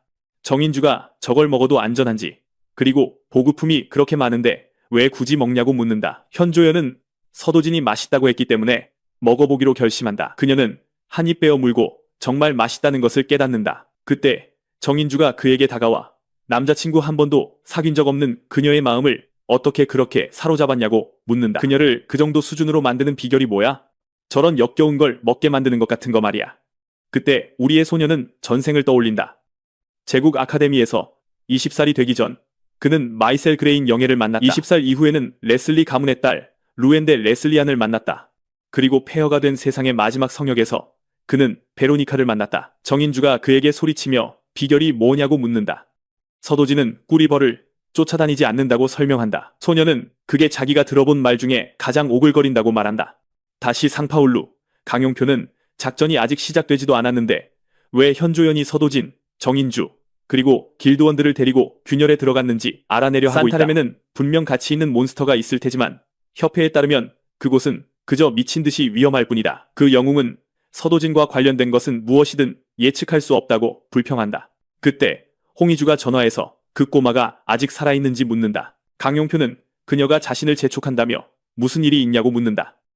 그녀는 아버지가 그 아이가 S급이라는 뉴스를 보고 그를 집으로 데려오라고 고집한다고 말한다. 강용표는 마침내 좋은 사업 파트너를 찾았으니 이제 그녀를 실망시키고 싶지 않다고 말한다. 그는 서도진이 브라질을 살아서 떠나게 두지 않을 것이다. 전화를 끊은 후 그는 비서에게 타카시에게 전화해서 그 꼬마가 외딴 곳에 있으니 쉬울 거라고 전하라고 말한다. 숲속에서 현조연은 위험한 몬스터들을 걱정하고 있다. 링스라는 짐승이 있는데 서도진은 당연히 이미 알고 있다. 그녀는 그를 막지는 않겠지만 이걸 사용해야 한다고 말한다. 귀마개야. 링스가 울음소리로 정신을 마비시키지 못하게 하지만 서도진은 원하지 않고 현조연은 브라질 협회까지 경고한 몬스터이니 약 봐서는 안 된다고 주장한다. 물론 우리의 영웅은 전혀 신경 쓰지 않는다. 한밤중 빛나는 눈을 가진 늑대 여우가 그들을 지켜본다. 링스다. 모두가 겁에 질려 귀를 막는다. 서도진만 빼고. 그것이 울부짖기 시작하고 현조연은 왜 저 남자가 자신을 보호하지 않는지 이해할 수 없다. 그는 주먹에 불을 붙이고 공격하기 위해 뛰어든다. 링스는 도망치려 하지만 서도진이 쫓고 길드원들이 뒤따른다. 그러자 몬스터는 울부짖음을 멈추고 무리를 부른다. 그들 중 하나가 현조연을 똑바로 쳐다보자 그녀는 그 자리에 얼어붙는다. 서도진이 그녀의 눈을 가리며 울음소리가 아니라고 말한다. 눈이야. 그는 그녀에게 눈을 계속 감고 있으라고 말하고 공격에 나선다. 그리고 그의 제1형 키리타 미라그로 루클 한 점에서 태어난 기적이 나타난다. 그의 검이 링스를 향해 똑바로 화염구를 발사한다. 길드원들은 저 기술은 대체 뭐냐는 반응이다. 그리고 곧 그의 검 전체가 위험한 불꽃에 휩싸인다. 몬스터들은 그렇게 강력하고 정확한 공격으로부터 도망칠 시간조차 없다. 모두가 충격파로부터 자신을 보호한다. 그것이 남긴 파괴는 엄청나다. 링스는 거의 남은 게 없고 나무의 상당 부분이 소각되었다. 살아남은 것들도 어차피 바싹 타서 거의 죽은 상태다. 사실 뒷이야기를 전할 한 마리가 남아 애처롭게 마비 능력을 사용하려 한다. 서도진에게는 그저 창피할 뿐이다. 그는 그 눈들이 쓸모 있을 거라며 가져가겠다고 말한다. 모두가 활짝 웃으며 믿을 수 없었고 인간 수준이 아니었다고 말한다.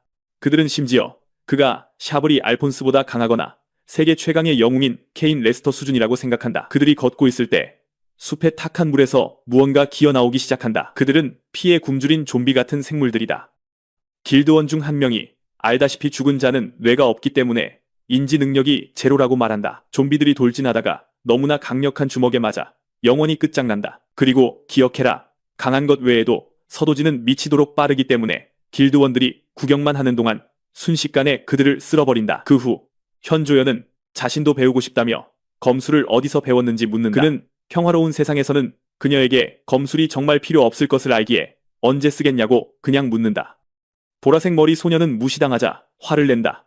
이봐, 자기도 S급인데 죽기 전에 적어도 한 번은 쓸 거라고 말한다. 그들은 바보 같은 커플처럼 계속 티격태격하다가 마침내 균열로 향한다. 정은 서도진 덕분에 별탈 없이 모든 걸 해결했고 다음번에 균열을 닫으러 들어갈 땐 엄청 빠를 거라고 생각한다. 안으로 들어가자 현은 일본어로 소리치는 목소리를 알아차린다. 태고쿠 길드 소속의 S급 영웅이자 전 야쿠자인 료마 타카시다. 그 기분 나쁜 놈은 오늘 드디어 주연과 좀 놀아보려고 했는데 이 꼬맹이가 방해하고 있다고 말한다. 그는 서도진에게 빨리 비키지 않으면 얼굴이 박살나거나 더한 꼴을 당할 거라고 말한다. 서도진은 그의 팀원들이 그를 별로 안 좋아하는 것 같다고 말하고 그 말에 현은 그가 일본어를 알아듣는다는 걸 깨닫는다. 서도진 본인이 일본어를 공부했기에 그의 기억 속에 남아있다. 하지만 지금 중요한 건 타카시가 열받았다는 것이다. 일본 놈의 똘마니들은 꼬맹이가 자기들 두목을 모욕했다고 불평하기 시작한다. 우리의 주인공은 전혀 신경 쓰지 않는다. 긴장감. 정은 그가 일본 랭킹 5위이기 때문에 이건 서도진에게도 곤란한 일이라고 생각한다. 그래서 그녀는 양쪽을 진정시켜 재앙으로 번지는 걸 막으려 하지만 타카시는 그녀에게 닥치라고 말한다. 그 말에 그녀의 길드원들은 격분하고 상황은 더욱 복잡해진다. 정은 자신을 한국 길드 매그놀리아 빌레타 소속이라고 소개하며 모두에게 진정하라고 한다. 일본 놈은 들어본 적 없다며 남자를 찾고 있냐고 묻는다. 그렇다면 그냥 기다리라고 한다. 정이 끼어들려 하자 그가 그녀의 팔을 잡고 서도진이 그녀를 보호하려다 얼굴에 주먹을 맞는다. 타카시는 나중에 죽여줄 테니 볼일 먼저 보겠다며 일단 꼬마는 기다리라고 말한다. 그때 서도진은 이것이 계획된 도발이라는 것을 깨닫고 그 미끼를 물기로 한다. 그래서 그는 그 불량배에게 강력한 주먹을 날려 몇 미터 뒤로 날려버린다. 주인공은 모두에게 물러서라고 말하며 자기가 먼저 주먹을 날렸다고 한다. 정당방위다. 일본 놈의 패거리들이 준비하지만 꼬마는 이제 1대1이라고 경고한다. 잡어들은 꺼지라고 한다. 그러자 타카시가 셔츠를 벗고 신급 피지컬을 과시한다. 정은 속으로 서도진이 그를 반만 죽이길 기도한다. 시간을 낭비하지 않고 꼬마는 그의 머리를 짓밟아 얼굴을 땅에 쳐박는다. 그리고는 콤보를 이어가며 그를 다시 날려버린다. 타카시는 이 꼬맹이가 어떻게 이렇게 강할 수 있는지 의아해하며 충격에 빠진다. 그는 죽을 것이라는 걸 깨닫고 공황에 빠져 혼비백산하여 도망치기 시작한다. 하지만 다음 순간 도지는 이미 그의 바로 앞에 있다. 주인공은 누군가 그에게 이 싸움을 시작하라고 시켰을 거라며 그게 누군지 정확히 짐작할 수 있다고 말한다. 타카시는 자비를 구하지만 우리의 주인공은 그런 것에 관심이 없다.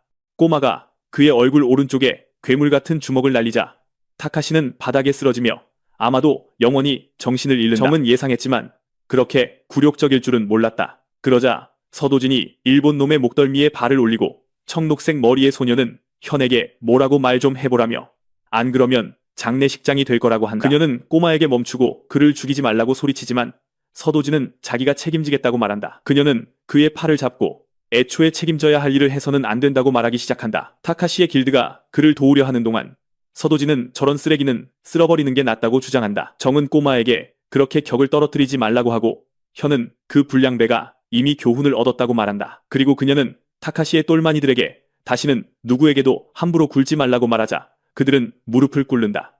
하지만 서도진에게는 그것으로 충분하지 않다. 그는 그들 모두가 땅에 머리를 밟기를 원한다. 그는 심지어 야쿠자는 실수를 하면 새끼손가락을 자른다고 말한다. 그 말에 그들은 잔뜩 겁을 먹고 자비를 구하기 시작한다. 그들을 모욕하기 위해 서도진은 자신들이 쓰레기라고 반복하며 사과하게 만든다. 브라질 상파울루로 돌아와 협회장은 믿을 수가 없다. 그 수준의 S급 영웅이 단 한 사람 때문에 불구가 되었다. 그는 한국과 일본이 협력하여 산타랭 균열을 닫기를 바랐다. 하지만 이것이 사실이라면 브라질 협회가 개입할 일이 없으니 한국과 일본에게 맡길 것이다. 다니엘은 균열 근처에서 뭔가 다른 점이 있었냐고 묻지만 정은 아니라고 대답한다. 그리고 보고서에 서도진이 그렇게 많이 언급되었다면 왜 그는 그들과 함께 방에 없는가? 그들은 영웅이 처리할 일이 좀 있어서 갔다고 말한다. 그가 꽃다발을 들고 병원에 있다. 서도진은 타카시에게 가만히 있으라고 말하고 그의 멀쩡한 눈 가까이에 링크의 눈을 댄다. 그리고 그는 무슨 일이 있었는지 묻는다. 남자는 자신 같은 쓰레기 때문에 한국 길드에 폐를 끼쳤으며 야쿠자는 멍청이들이라고 속삭인다. 일본 영웅들 간의 싸움에 대한 소문은 빠르게 퍼져나갔다. 태왕은 서도진에 대한 뉴스가 매일같이 나온다고 언급한다. 그의 비서는 일본 협회가 조사를 포기한 것이 사실이냐고 묻지만 타카시 본인이 그들에게 아무것도 하지 말라고 했다고 한다. 일본조차도 피하고 싶은 무언가가 있는 게 틀림없다. 곧 새로운 S급 영웅 덕분에 영웅 세계의 균형이 흔들릴 것이다. 브라질 균열을 닫는 작전은 내일이다. 한국인들은 전 세계의 영웅들과 교류하며 계획을 공유했고 사기를 높이기 위한 전투전 파티가 막 시작되려 한다. 그리고 의심의 여지 없이 스타는 서도진이다. 그가 타카시를 박살냈다는 소문은 전 세계로 퍼졌다. 모두가 그 얘기를 하지만 꼬마는 자랑하지 않는다. 정은 현에게 저 어린 친구에 비하면 자신들은 평범한 거냐고 묻지만 보라색 머리의 그녀는 듣고 있지 않다. 서도진은 미국의 S급이자 세계에서 가장 아름다운 영웅 글로리아 타일러와 이야기하고 있다. 흉터 있는 소녀가 친구의 등을 치며 왜 그냥 앉아만 있냐고 묻는다. 현은 완전히 당황해서 다가간다. 글로리아는 물러서며 재미있었다고 말하고 그를 캐슬이라고 부른다. 그녀는 주인공에게 영어 이름이 있냐고 묻는다. 서도진은 그가 도진이라는 이름을 쓰기 전에 사용했던 이름이라고 설명한다. 그 말에 현은 그가 어렸을 때 해외에서 살았는지 궁금해하고 그가 한 번도 언급하지 않은 것이 신경 쓰인다. 한편 강용표는 그 둘을 지켜보며 저런 놈 하나 처리 못한 타카시는 멍청이라며 결국 자기 일이 될 거라고 말한다. 그때 현은 서도진에게 조심하라고 말한다. 그가 강하더라도 적들이 항상 정정당당하게 싸우는 것은 아니기 때문이다. 타카시에게 가까운 동료들이 있다고 덧붙이지만 그는 듣고 싶어 하지 않는다. 그들도 아마 그처럼 비겁하고 약하면서 강한 척하는 놈들일 것이기 때문이다. 문제없다고 말하며 강용표를 똑바로 쳐다본다. 그 모습에 남자는 그가 자신을 직접 죽이고 싶어 한다고 생각하며 격분한다. 나중에 균열 입구에서 정은 다른 균열들과 달리 흐리고 어둡다는 것을 알아차리지만 그녀의 팀원은 두려워하지 않는다. 어쨌든 그들에게는 S급 영웅이 둘이나 있으니까. 그래서 모두 들어갈 준비를 하지만 서도진은 뭔가 이상한 것을 느끼고 현이 그게 뭐냐고 묻는다. 정조차 아무것도 다르게 느끼지 못하지만 소녀는 만화 농도가 올라갔다고 말한다. 누군가 그림자 속에서 그것이 30%에 도달하기를 기다리고 있다. 그 존재는 그들을 모두 벌레라고 부르며 그것만으로도 모두 죽어버렸으면 좋겠다고 말한다. 길드원들은 고통과 질식을 느끼기 시작한다. 서도진은 이 만화의 질이 파르티과 숲보다 더 짙고 완전히 다르다는 것을 알 수 있다. 현은 그가 이렇게 긴장한 모습을 처음 본다는 것을 깨닫는다. 심각한 일이 벌어지고 있다. 정은 이것이 이 균열의 특징이니 모두 진정하라고 말하며 몸이 더 무겁게 느껴지니 경계를 늦추지 말아야 한다고 한다. 그녀는 현과 서도진에게 진영을 보호하는 데 집중하라고 말한다. 현은 동의하고 주인공은 그것이 가장 안전한 방법이라는 것을 안다. 그들은 모두 목표가 균열을 닫는 것이기 때문에 앞으로 나아가기로 결정한다. 서도진이 산토람 균열에 들어가는 동안 프랑스, 한국, 브라질 헌터팀은 마나스에서 다른 균열을 닫고 있었는데 살인벌들에게 잔인하게 공격당하고 있었다. 다큐는 벌이 C급도 사냥할 수 있는 몬스터인데 A급조차 찢겨나가는 것이 말이 안 된다는 것을 깨닫는다. 영웅은 몸이 무거워지는 것을 느낀다. 평소 같았으면 쉽게 다져버릴 수 있었을 것이다. 그곳에서 몇 명이나 살아서 나올 수 있을지 알기 어렵다. 산타렘에서 오크 무리가 우리 히어로들을 공격하고 있습니다. 원래 블랙오크는 이렇게 강하지 않기 때문에 팀은 혼란에 빠졌습니다. 모두가 전력을 다하지만 그들에게는 아무 소용이 없습니다. 그때 현주연이 치명적인 공격으로부터 팀원을 구하고 즉시 거대한 근육질 괴물에게 반격합니다. 미친 속도로 괴물의 뒤로 돌아가 목덜미를 걷어찹니다. 그런 다음 다시 한 바퀴 돌아서 척추를 짓밟습니다. 오크는 이성을 잃고 도끼로 그녀를 내려치려 하지만 그녀가 너무 빨라 동족을 치고 맙니다. 다음으로 현주연이 강력한 일격을 날리자 야수는 날아갑니다. 팀원들은 서도진의 싸움을 너무 많이 봐서 그녀가 얼마나 강한지 거의 잊고 있었지만 그도 몬스터들을 박살내고 있습니다. 정인주는 입구부터 이런 수준의 문제에 부딪힌 것을 걱정합니다. 두 사람이 힘을 합쳐도 쉽지 않을 겁니다. 서도진이 현주연에게 집중해야만 볼 수 있는 오크의 검은 파동을 가리킵니다. 그것 때문에 몬스터들이 강해지고 있는 겁니다. 암흑 만화입니다. 몇 분 후 우리 히어로들은 이미 다른 종류의 몬스터인 늪지, 구울과 싸우고 있는데 그들 역시 너무 강합니다. 모두가 고전하고 있습니다. 그들 중 한 명은 전투복이 찢어질 정도로 강한 공격을 받았습니다. 정인주가 동료를 치명적인 공격으로부터 보호하며 늪지 구울이 이 정도라면 벨카라는 훨씬 더 심각할 것이라고 깨닫습니다. 세상의 모든 균열이 이런 식으로 강화된다면 이건 엄청난 문제입니다. 마노스 균열에서 박혈은 브라질과 프랑스의 S급 히어로들이 죽었다는 것을 깨닫습니다. 그들은 단 몇 마리의 벨카라에게 전멸당했습니다. 산토렘에서 서도진도 같은 말을 하고 있습니다. 암흑 만화가 주입된 이 몬스터들은 너무 위험합니다. 현주연은 이제야 그들을 강하게 만드는 것이 그 파동이라는 것을 깨닫습니다. 그들의 몸에 직접 주입된 초고농축 만화입니다. 하지만 그녀는 만화가 뭔지도 모릅니다. 그녀는 무슨 비디오 게임 같은 거라고 생각합니다. 서도진이 한숨을 쉬자 그녀는 그런 게 현실에 실제로 존재하냐고 묻습니다. 그러자 그가 히어로와 일반인의 차이는 만화의 유무라고 설명합니다. 만화라는 개념 자체가 없는 세상은 그에게 정말 이상하게 느껴지지만 그건 지금까지 꽤 평화로웠다는 뜻이기도 합니다. 불행히도 그 평화는 오래가지 않을 것이고 서도진은 주먹으로 늪지 구울들을 박살냅니다. 현주연이 모든 종류의 만화 중에서 암흑 만화가 몬스터를 강화하는 것이냐고 묻자 그는 기본적으로 스테로이드 같은 것이라고 말합니다. 그가 이 모든 것을 어떻게 아는지 묻지만 그는 오히려 그녀가 모르는 게 이상하다고 말합니다. 늪지 구울의 영역을 떠난 후 길드는 서도진의 조언에 따라 벨키라를 피하고 더 천천히 이동했습니다. 하지만 가는 길에 이상한 것을 발견하는데 바로 고치의 먹이를 주는 벨키라입니다. 그들이 근처에 있다는 뜻이니 모두 경계를 늦추지 말아야 합니다. 하지만 서도진은 진짜 위험은 바로 적이라고 말하며 그의 손에 불꽃이 나타납니다. 그가 마법사인지 알고 싶어 하지만 그는 그들을 무시하고 고치를 향해 바로 불을 쏘며 암흑 만화를 흡수한 벨코라는 그것을 이용해 죽은 자들을 인형처럼 조종한다고 말합니다. 만약 저것들을 파괴하지 않으면 순식간에 포위당해 전멸할 겁니다. 이제 남은 건 실제 생명체를 쓰러뜨리는 것뿐입니다. 그때 정인주는 이런 상황은 처음임에도 불구하고 그가 이미 모든 것을 알고 있다는 것을 깨닫습니다. 말도 안 돼. 단순히 힘만 있는 게 아니야. 인간을 초월한 무언가야.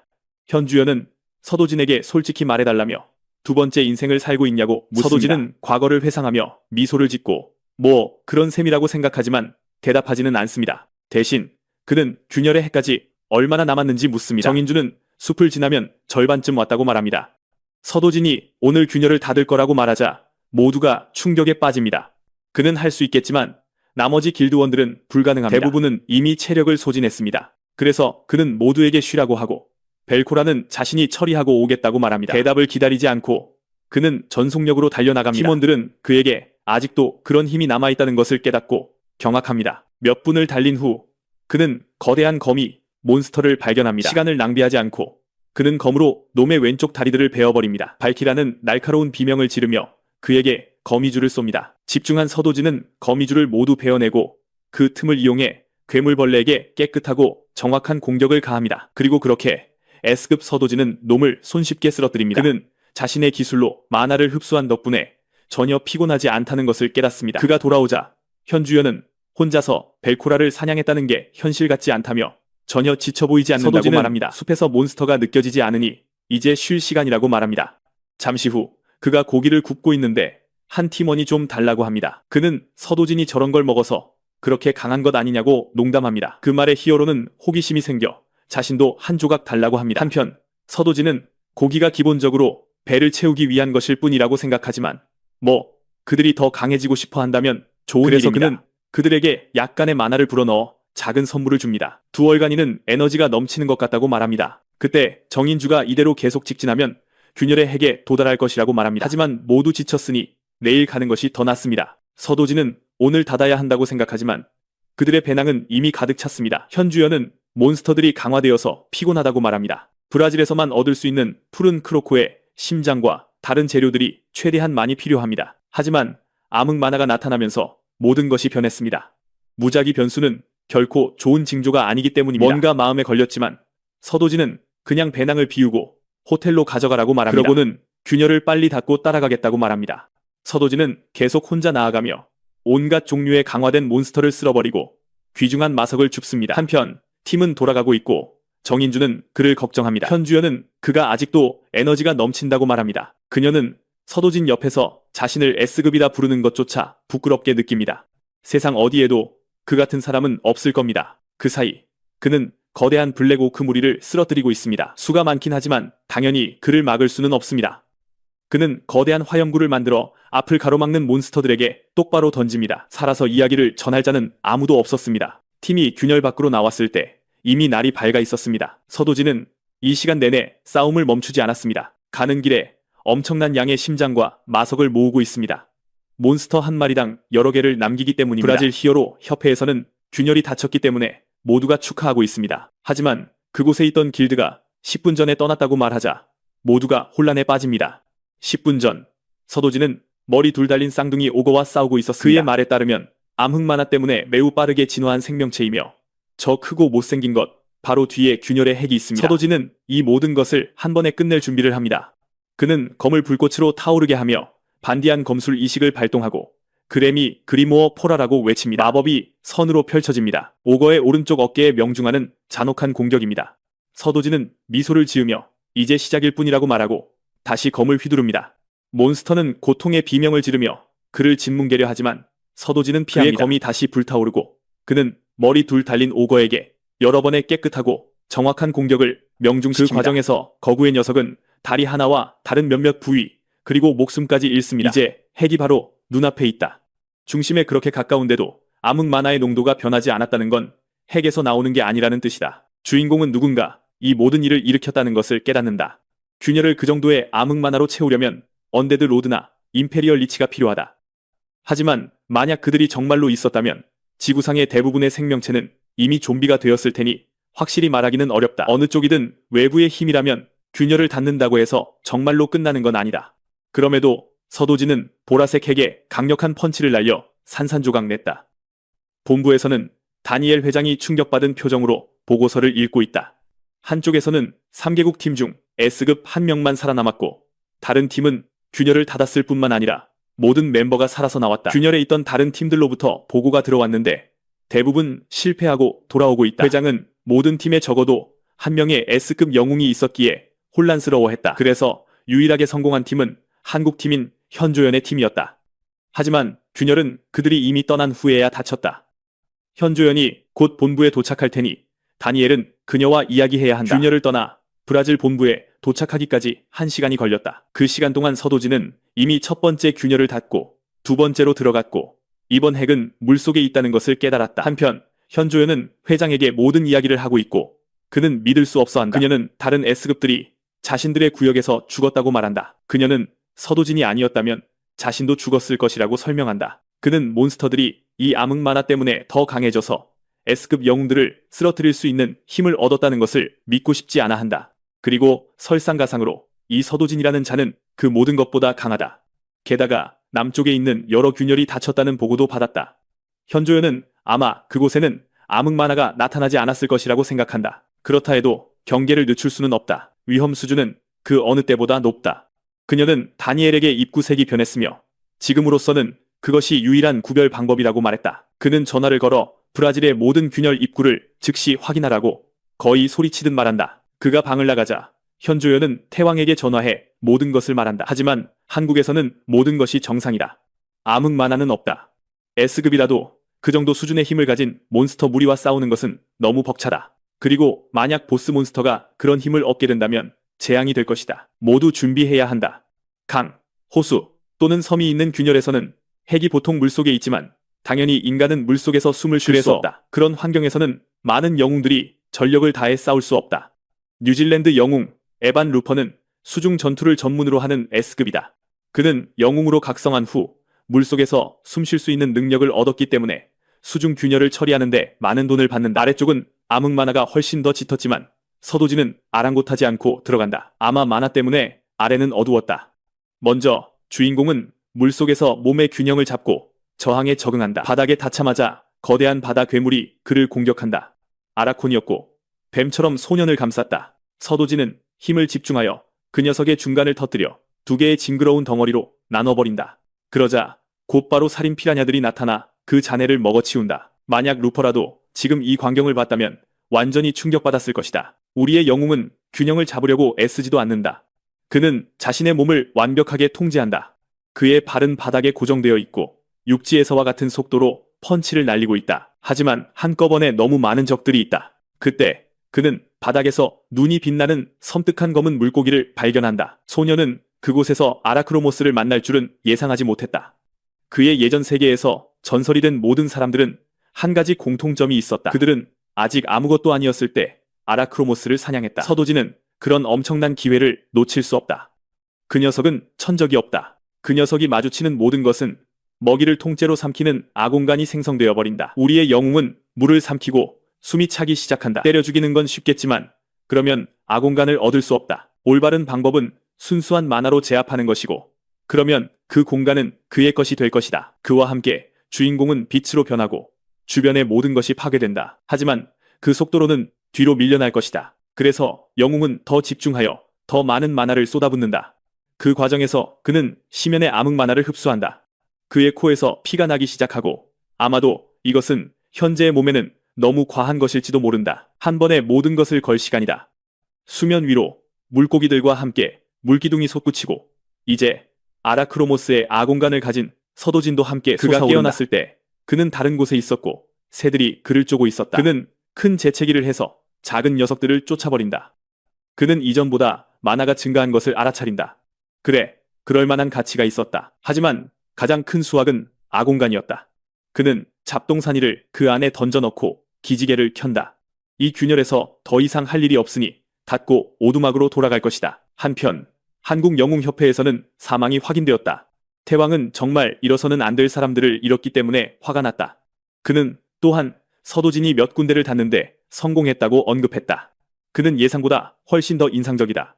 타카시 사건이 이렇게 큰 화제가 된 상황에서 그 여파는 더욱 커질 것이다. 그리고 한국의 균열에는 브라질과 같은 변칙적인 현상은 없지만 여전히 단 한순간도 경계를 늦출 수 없다. 브라질의 대통령 다니엘 로페즈는 옹졸해서 서도진이 브라질 땅에 있는 동안 그를 마지막 한 방울까지 짜내려 할 것이다. 비서는 결국 로페즈 대통령만이 그 아이에게 압박당하게 될 것이라고 장담한다.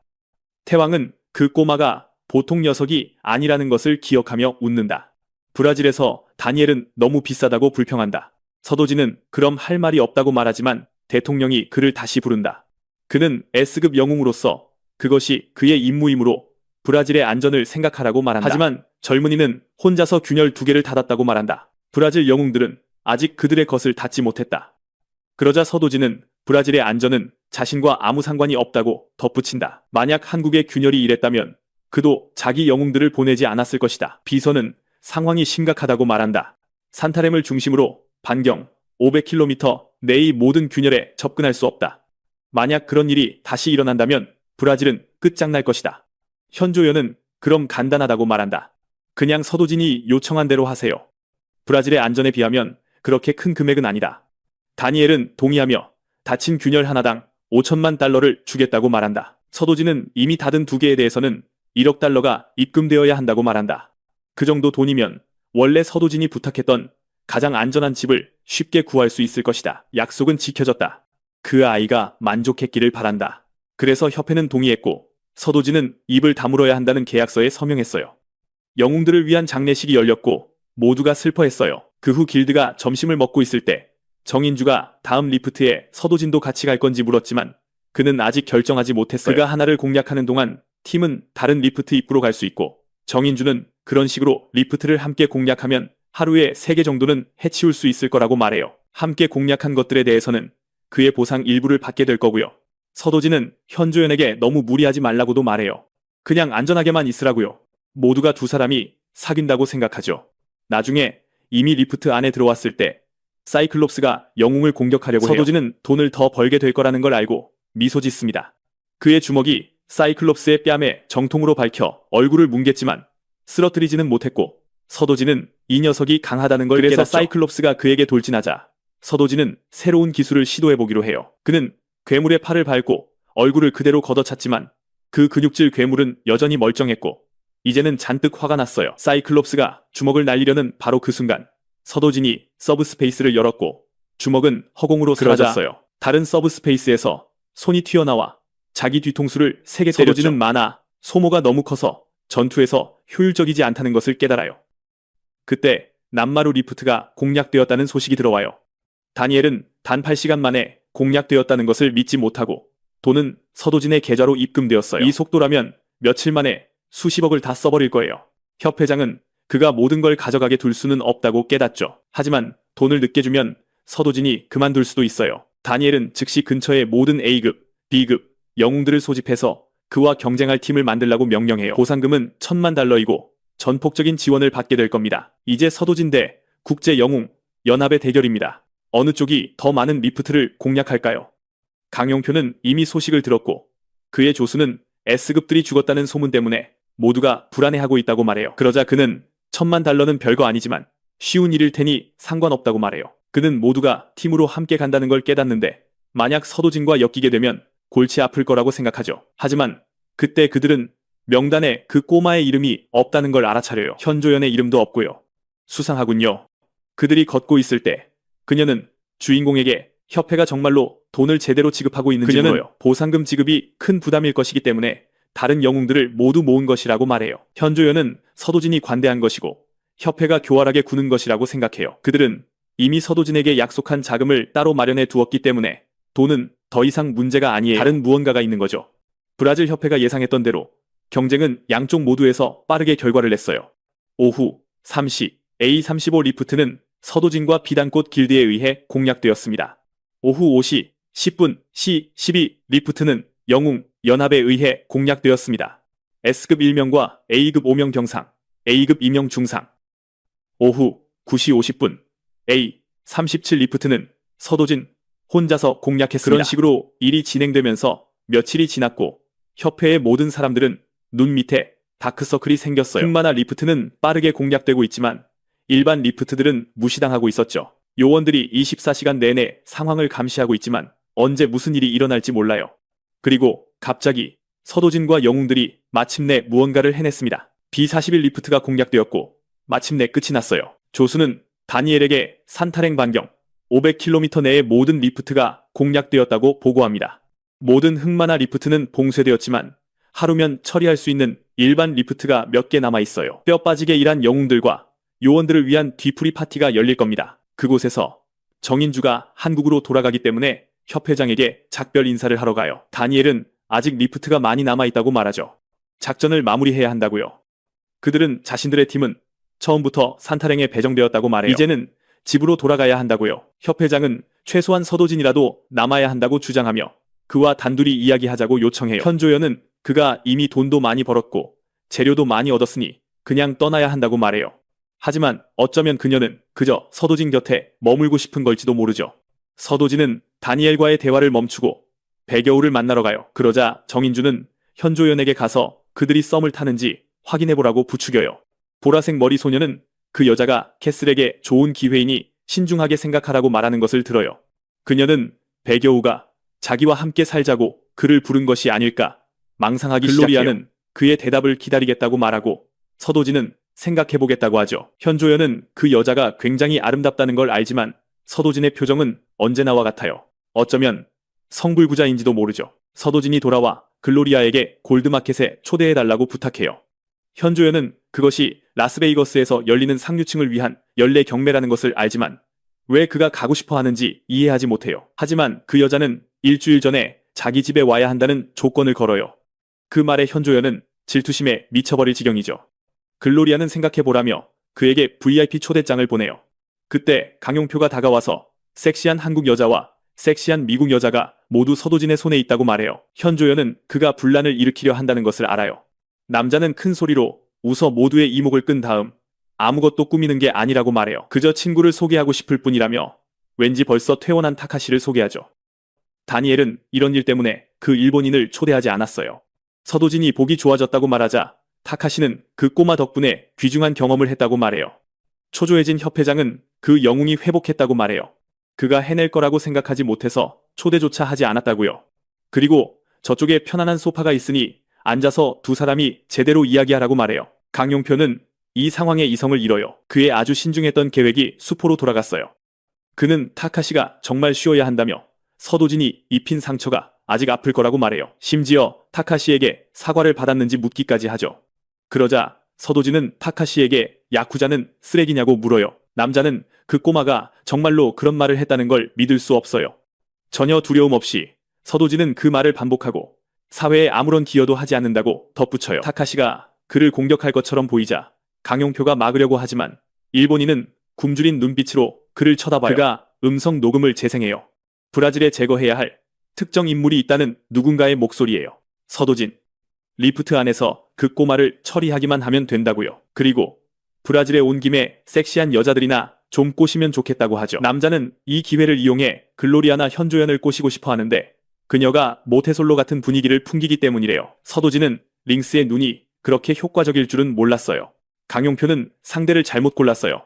지금부터 그는 관 속에 들어가고 싶어질 때까지 아주 천천히 고통받게 될 거예요. 남자는 그 야쿠자 놈이 모든 것을 망쳤다고 말하며 그의 복부에 제대로 된 주먹을 날리는데 아마 그걸로 끝장났을 거예요. 강용표가 도망치기 시작하고 다니엘은 그를 쫓으라고 말해요. 현조연은 서도진에게 그를 잡으라고 소리치지만 그는 움직이지도 않아요. 그는 이 모든 것을 막을 수 있었어요. 정말 충격적인 밤이었죠. 이 사건은 순식간에 전 세계로 퍼져나가 한국과 일본에 큰 타격을 입혔습니다. 양국 히어로 협회는 침묵을 지켰고 언론은 강용표와 타카시에 대한 온갖 이야기를 파헤쳤으며 당연히 홍의주도 기분이 좋지 않았습니다. 잔뜩 화가 난 부잣집 아가씨처럼 집안을 온통 난장판으로 만든 후 그녀는 강용표가 어떻게 됐는지 묻습니다. 대머리 남자는 인터폴과 세계 히어로 연맹이 그를 쫓고 있지만 아직 잡지 못했다고 말합니다. 홍희주는 초조해하며 그가 저항하다 죽기를 바랍니다. 그러고 나서 그녀는 뒤처리가 남은 게 있는지 묻지만 이미 다 처리된 상태입니다. 무언가 그녀를 신경 쓰이게 하는데 그건 바로 개인용이라 가족만 번호를 아는 휴대폰 때문입니다. 하지만 최근에 온 문자가 있습니다. 강용표가 보낸 것으로 협조하지 않으면 증거를 유출하겠다고 합니다. 그녀는 용표와 엮이는 건 재앙이라며 소리치고 대머리 남자가 너무 굼뜨다며 그에게 꽃병을 던집니다. 그가 방을 나설 때 그는 홍희주의 아버지인 서경철과 마주칩니다. 그녀는 아버지가 거기 있는 것을 보고 충격을 받아 무슨 말을 해야 할지도 모릅니다. 그러자 그녀는 바로 뺨을 맞습니다. 그는 홍희주에게 아버지가 썩어가는 늙은이로 보이냐고 묻고 정신 차리라는 듯이 다시 뺨을 때립니다. 경철은 그녀가 정말 그가 모를 거라고 생각했는지 묻습니다. 그녀는 강용표에게 서도진을 죽이라고 시켰습니다. 우리 가문에서 S급 히어로가 나왔는데 노인은 그 아이가 집으로 돌아오길 간절히 바란다.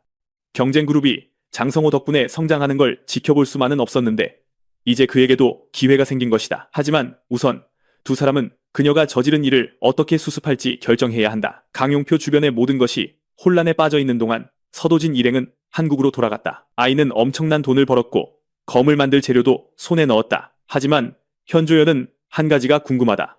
아이가 일부러 강용표를 놓아준 걸까? 미소를 지으며 주인공은 그렇다고 말하며 그게 다음 단계로 이어질 것이라고 한다. 서울에서 그의 여동생은 햄버거를 잔뜩 먹고 있다. 집에 돌아와 가족을 봤을 때 그는 충격을 받았기 때문이다. 할머니의 건강이 정말 좋지 않았다. 병원에 모시고 가지도 오빠에게 말하지도 않았다. 왜냐하면 그녀는 아직 어린 아이였기 때문이다. 목숨을 걸고 번 것이라 할머니는 윤영이가 함부로 쓰게 두지 않았을 것이다. 서도진은 아파서 병원에 가는 건 돈 낭비가 아니라고 설명한다. 그는 할머니의 귀에 대고 브라질에 가서 돈을 많이 벌었으니 자기가 모시겠다고 속삭인다. 할머니가 병원에 입원하자 둘은 매일 병문안을 갖고 그 후에 햄버거를 먹었다. 그리고 바로 그날 서도진은 장인을 찾아갔고 그는 블루크로코의 심장이 완벽한 상태라며 칭찬했다. 그래서 검이 훨씬 더 잘 나올 것이다. 3주가 걸릴 것이고 장인은 바로 작업을 시작한다. 히어로는 검 외에 한 가지를 더 부탁하고 싶어한다. 그는 배낭에서 독이 든 주머니와 함께 벨코라 실크를 꺼낸다. 노인은 그것으로 갑옷을 만들어야 하는데 여동생 사이즈에 맞춰야 한다. 벨코라 실크 갑옷의 방어력은 엄청나서 수많은 히어로들이 탐낼 것이다. 그래서 장인은 여동생이 히어로인지 묻지만 서도진은 평상복처럼 보이길 원한다. 싸우기 위한 것이 아니다. 하지만 노인은 아이들은 정말 빨리 자라서 기껏해야 2년 정도밖에 못 입을 거라고 말한다. 그러자 서도진은 배낭에서 녹색 액체가 담긴 작은 병을 꺼낸다. 탈라프 추출액이다. 옷감 재료에 섞으면 신축성이 생긴다. 탈라프는 아주 흔한 식물형 몬스터다. 노인은 그것도 모르고 꼬마가 이 모든 걸 어디서 배웠는지 묻는다. 서도진은 두 번째 삶이라고 말한다. 그 후 어떤 의문의 인물이 도시를 걷고 있다. 그는 지하 카페로 들어가 주인이 취향이 좋은 것 같다고 말한다. 그는 누군가를 만나러 왔고 조용히 일을 처리하고 싶어 했다. 안경 쓴 남자는 52세의 박승욱으로 전직 비서실장이었고 지금은 프리랜서로 일한다. 그는 서도진을 만나러 왔고 오자마자 아이가 뉴스에 온통 도배되어 있다고 말한다. 서도진은 현조연을 통해 그의 연락처를 얻었는데 그녀는 박승욱이 히어로들이 은밀하게 일을 처리하고 싶을 때 돕는다고 말했다. 박승욱은 불법이 아닌 한 뭐든지 할 수 있다고 말하며 에스프레소를 주문한다. 서도진은 집을 짓고 싶다고 말하고 박승욱은 그럼 평범한 건 아니겠군요 하는 투다. 서도진은 서울에 예산 5천억 원으로 세상에서 가장 안전한 집이 필요하다고 설명한다. 박승욱은 아이에게 커피를 뿜고 서도진은 이런 예산을 다뤄보는 게 처음이냐고 묻는다. 박승욱은 그런 돈이면 집이 아니라고 말한다. 그건 성인데 이 말에 서도진은 실제로 흥미를 느낀다. 그래서 서도진은 더 큰 예산인 1조 원을 제시한다. 박승욱은 서도진이 지금 한국에서 가장 안전한 집이 뭔지 알기나 하냐고 묻는다.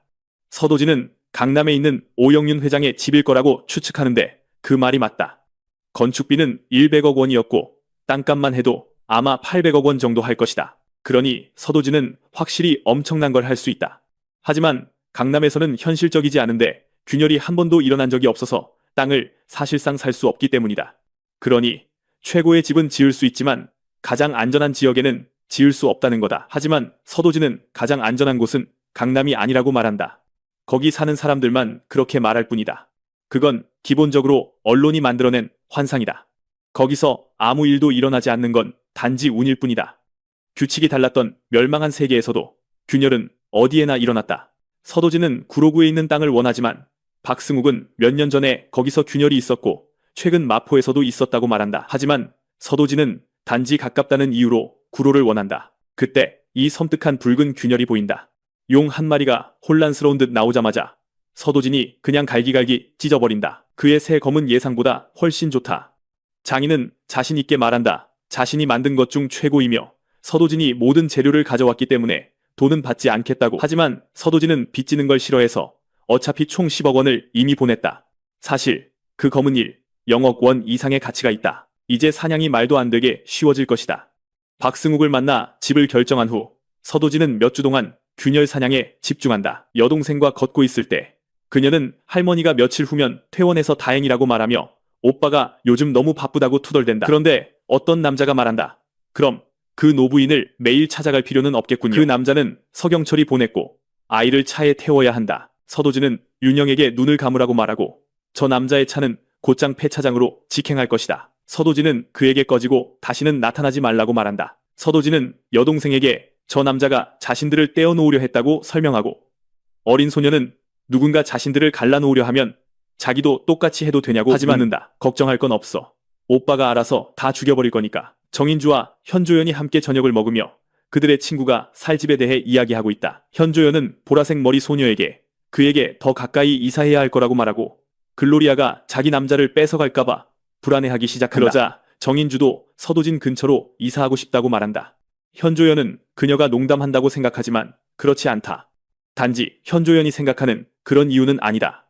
길드의 이익을 위해서고 길드를 더 강하게 만들기 위해서다. 서도진은 S급들과는 차원이 다른 수준이다. 모두의 집 근처에 길드 사무실을 두는 것이 현명할 것이고 그래서 두 사람은 주인공의 이웃이 되기로 결심했다. 본부로 돌아와서 태왕은 그 아이가 2주 만에 9개의 게이트를 닫았다고 말한다. 보상금이 만만치 않기 때문에 노인은 도대체 무슨 일이 벌어지고 있는지 알아내기 위해 그를 불렀다. 그의 추측으론 그 아이가 한국도 브라질처럼 위험해질 거라고 생각하는 것 같아. 그것 때문에 서도진은 450억 원 이상을 받았어. 하지만 그 녀석은 그냥 눈앞에 있으니 집 지을 돈이 필요해서라고만 말해. 그리고 건설에 대해서도 질문이 있어. 그날 이후로 그의 부지 주변에서 수많은 거래가 일어나기 시작했거든. 처음엔 현조연과 정인주, 그 다음엔 태왕과 길드원들, 그리고 곧이어 일부 히어로와 투기꾼들까지 뛰어들었지. 한편 강용표는 여전히 피는 못 속인다고 말해. 그 노인이 그의 구매 사실을 알고 주변 땅을 전부 사들이게 한 거야.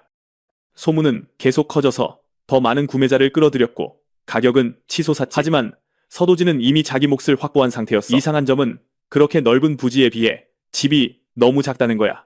보아하니 남는 공간은 그 장소를 안전하게 만들기 위한 것 같아. 외벽이 있는 둥근 구조물이지. 그렇게 하면 빨리 지을 수 있고 태왕이 서류 작업을 처리해 줄 거야. 다음 순간 우리 주인공은 이미 게이트 안에 있었고 태왕은 서도진의 몬스터 길들이기 요청을 꺼내 아무도 해본 적 없는 일이라 완전히 허를 찔렸지. 하지만 그 노인은 자기 땅에서 몬스터를 키우도록 허락해줬어. 가장 미친 부분은 그 꼬마가 카사리안을 키우고 싶어하고 이미 한 마리 포획하는 중이라는 거야. 1시간 후 그 몬스터는 거의 만신창이가 되어 지쳐 있었어. 서도진은 그것을 쓰다듬으며 나중에 다시 오겠다고 말해. 이른 아침 서도진은 현조연에게 전화를 걸어 부탁을 해. 그는 마석상이 마석가루도 취급하는지 알고 싶어 하지만 그녀는 가루가 되면 에너지가 손실된다고 말해. 게이트 앞에서 주인공은 그게 필요하다고 말하지만 보라색 머리 소녀는 계속해서 수많은 질문을 해대. 그동안 그들은 집 주위에 벽을 쌓고 있어. 내부를 지킬 경비들은 공사가 거의 끝날 때쯤 들어올 거고 지진 같은 외부 충격을 완화하는 장치도 있어. 그러기 위해 우리 주인공은 마석 가루가 필요해서 거대한 사이클롭스와 싸우고 있어. 자신의 서브스페이스와 엄청난 검을 사용하여 그는 반다이안 가문의 제3검식 스피라크 프레이토 카타수트를 발동시켜 검나를 붉게 빛나게 해 그 빛 속에 숨겨진 파괴의 나선이야. 사이클롭스는 외눈으로 그런 것을 본 적이 없어. 몬스터에게 여러 개의 거대한 구멍이 뚫리고 그는 보라색 마석을 얻어. 그러고 나서 그는 그것을 작은 조각으로 부숴 항아리에 보관해. 하지만 생각해보니 게이트도 외부 충격이야. 어쩌면 그것들도 완화할 수 있을지 몰라. 그럼 정말 대단할 텐데. 서도진이 게이트를 처리하고 할머니를 뵈러 다니는 동안 그 아이가 서경철 회장의 손자라는 엄청난 뉴스가 터졌어. 그게 그 노인의 계획이었어. 이제 모두가 서도진을 그의 손자로 보게 될 거야. 사람들은 뭔가 이상하다고 생각했었다고 말해. 그렇게 어린 꼬마가 S랭크가 되다니. 금수저니까 아마 돈 때문이었을 거야. 주인공은 기자회견을 시작하며 자신이 사생아로 태어나 어릴 때 버려졌다고 말하고 계속해서 자신의 이야기, 즉 서도진의 실제 삶을 이야기해 그의 학창시절 친구들이 올린 글을 보기 시작했고 그가 일했던 곳의 옛 상사들이 인터뷰를 해서 사람들은 그 아이에게 동정심을 느끼기 시작했어. 할아버지의 그룹 주식은 순식간에 30%나 떨어졌어. 우리는 원래의 서도진이 할머니와 여동생을 지켜달라고 부탁하는 것을 봐. 곧 그 약속은 현실이 될 거야. 세상에서 가장 크고 최고의 보안. 기본적으로 모든 게 해결됐지만 강용표가 아직 남아있어. 일단 그는 함정 속으로 걸어 들어가기 직전이야. 마지막으로 처리해야 할 것은 어디서든 갑자기 나타날 수 있는 게이트야. 그래서 그것에 대비하기 위해 외부부터 작업하는 거야. 그 아이는 더 빨리 입주하기 위해 2배를 지불하고 있어서 모든 것이 열흘 안에 끝날 거야.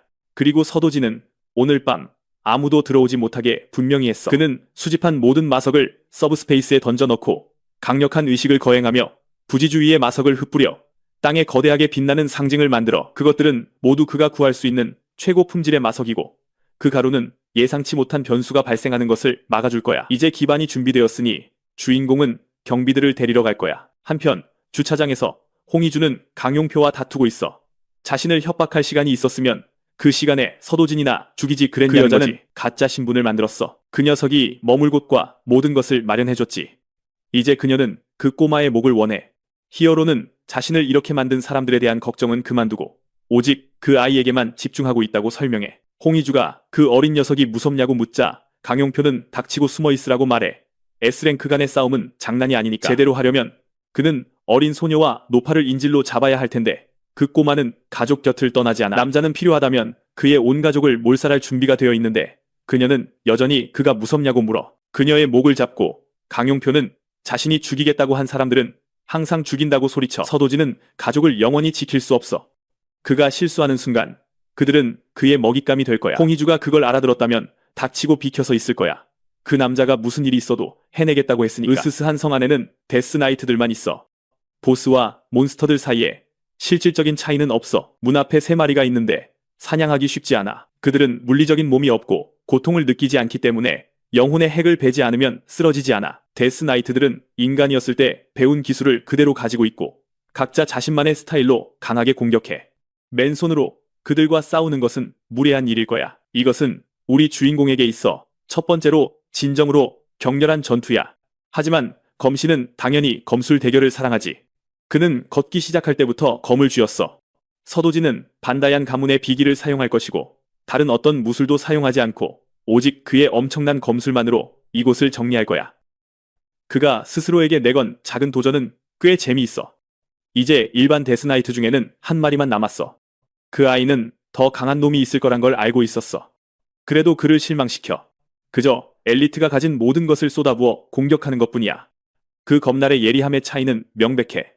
우리 주인공은 이 싸움을 정말 즐기고 있어. 공격은 훌륭하고 깔끔하며 정확하고 피에 굶주려 있어. 그리고 저 녀석이 서도진의 경비가 될 거야. 그는 이틀 만에 5명의 엘리트 경비를 얻었고 지금으로선 그걸로 충분해. 그는 감시견만 있으면 돼. 카사리아는 이 인간에게 격분하여 자기 둥지에서 나가라고 하지만 오늘 서도진은 장난치러 온 게 아니야. 화가 난 몬스터는 그를 오만한 꼬마라고 부르지만 이내 이 인간이 차원이 다른 존재라는 것을 깨달아. 그는 미치도록 강해. 다음 순간 그 아이는 카사리안을 타고 게이트를 통해 날아가고 있어.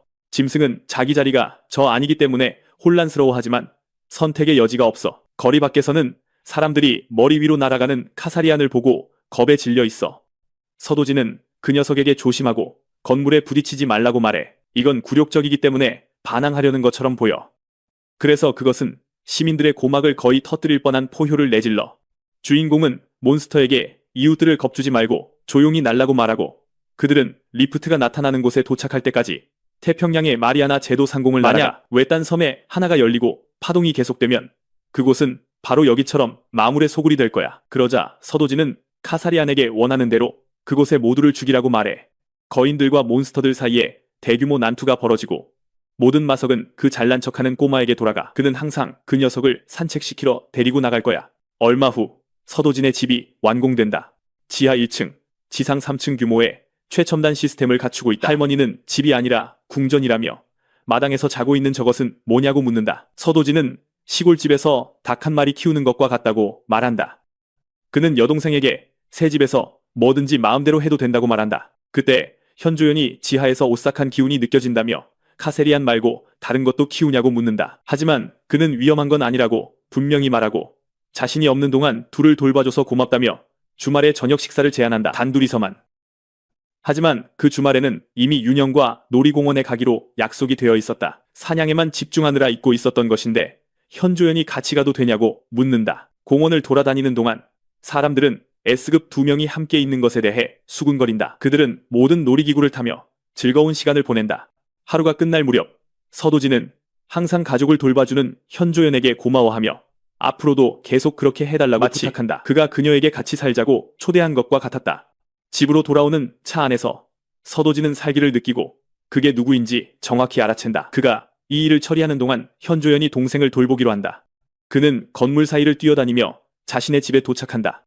불행히도 강용표는 이미 안에서 카세리안과 데스나이트들과 싸우고 있었다.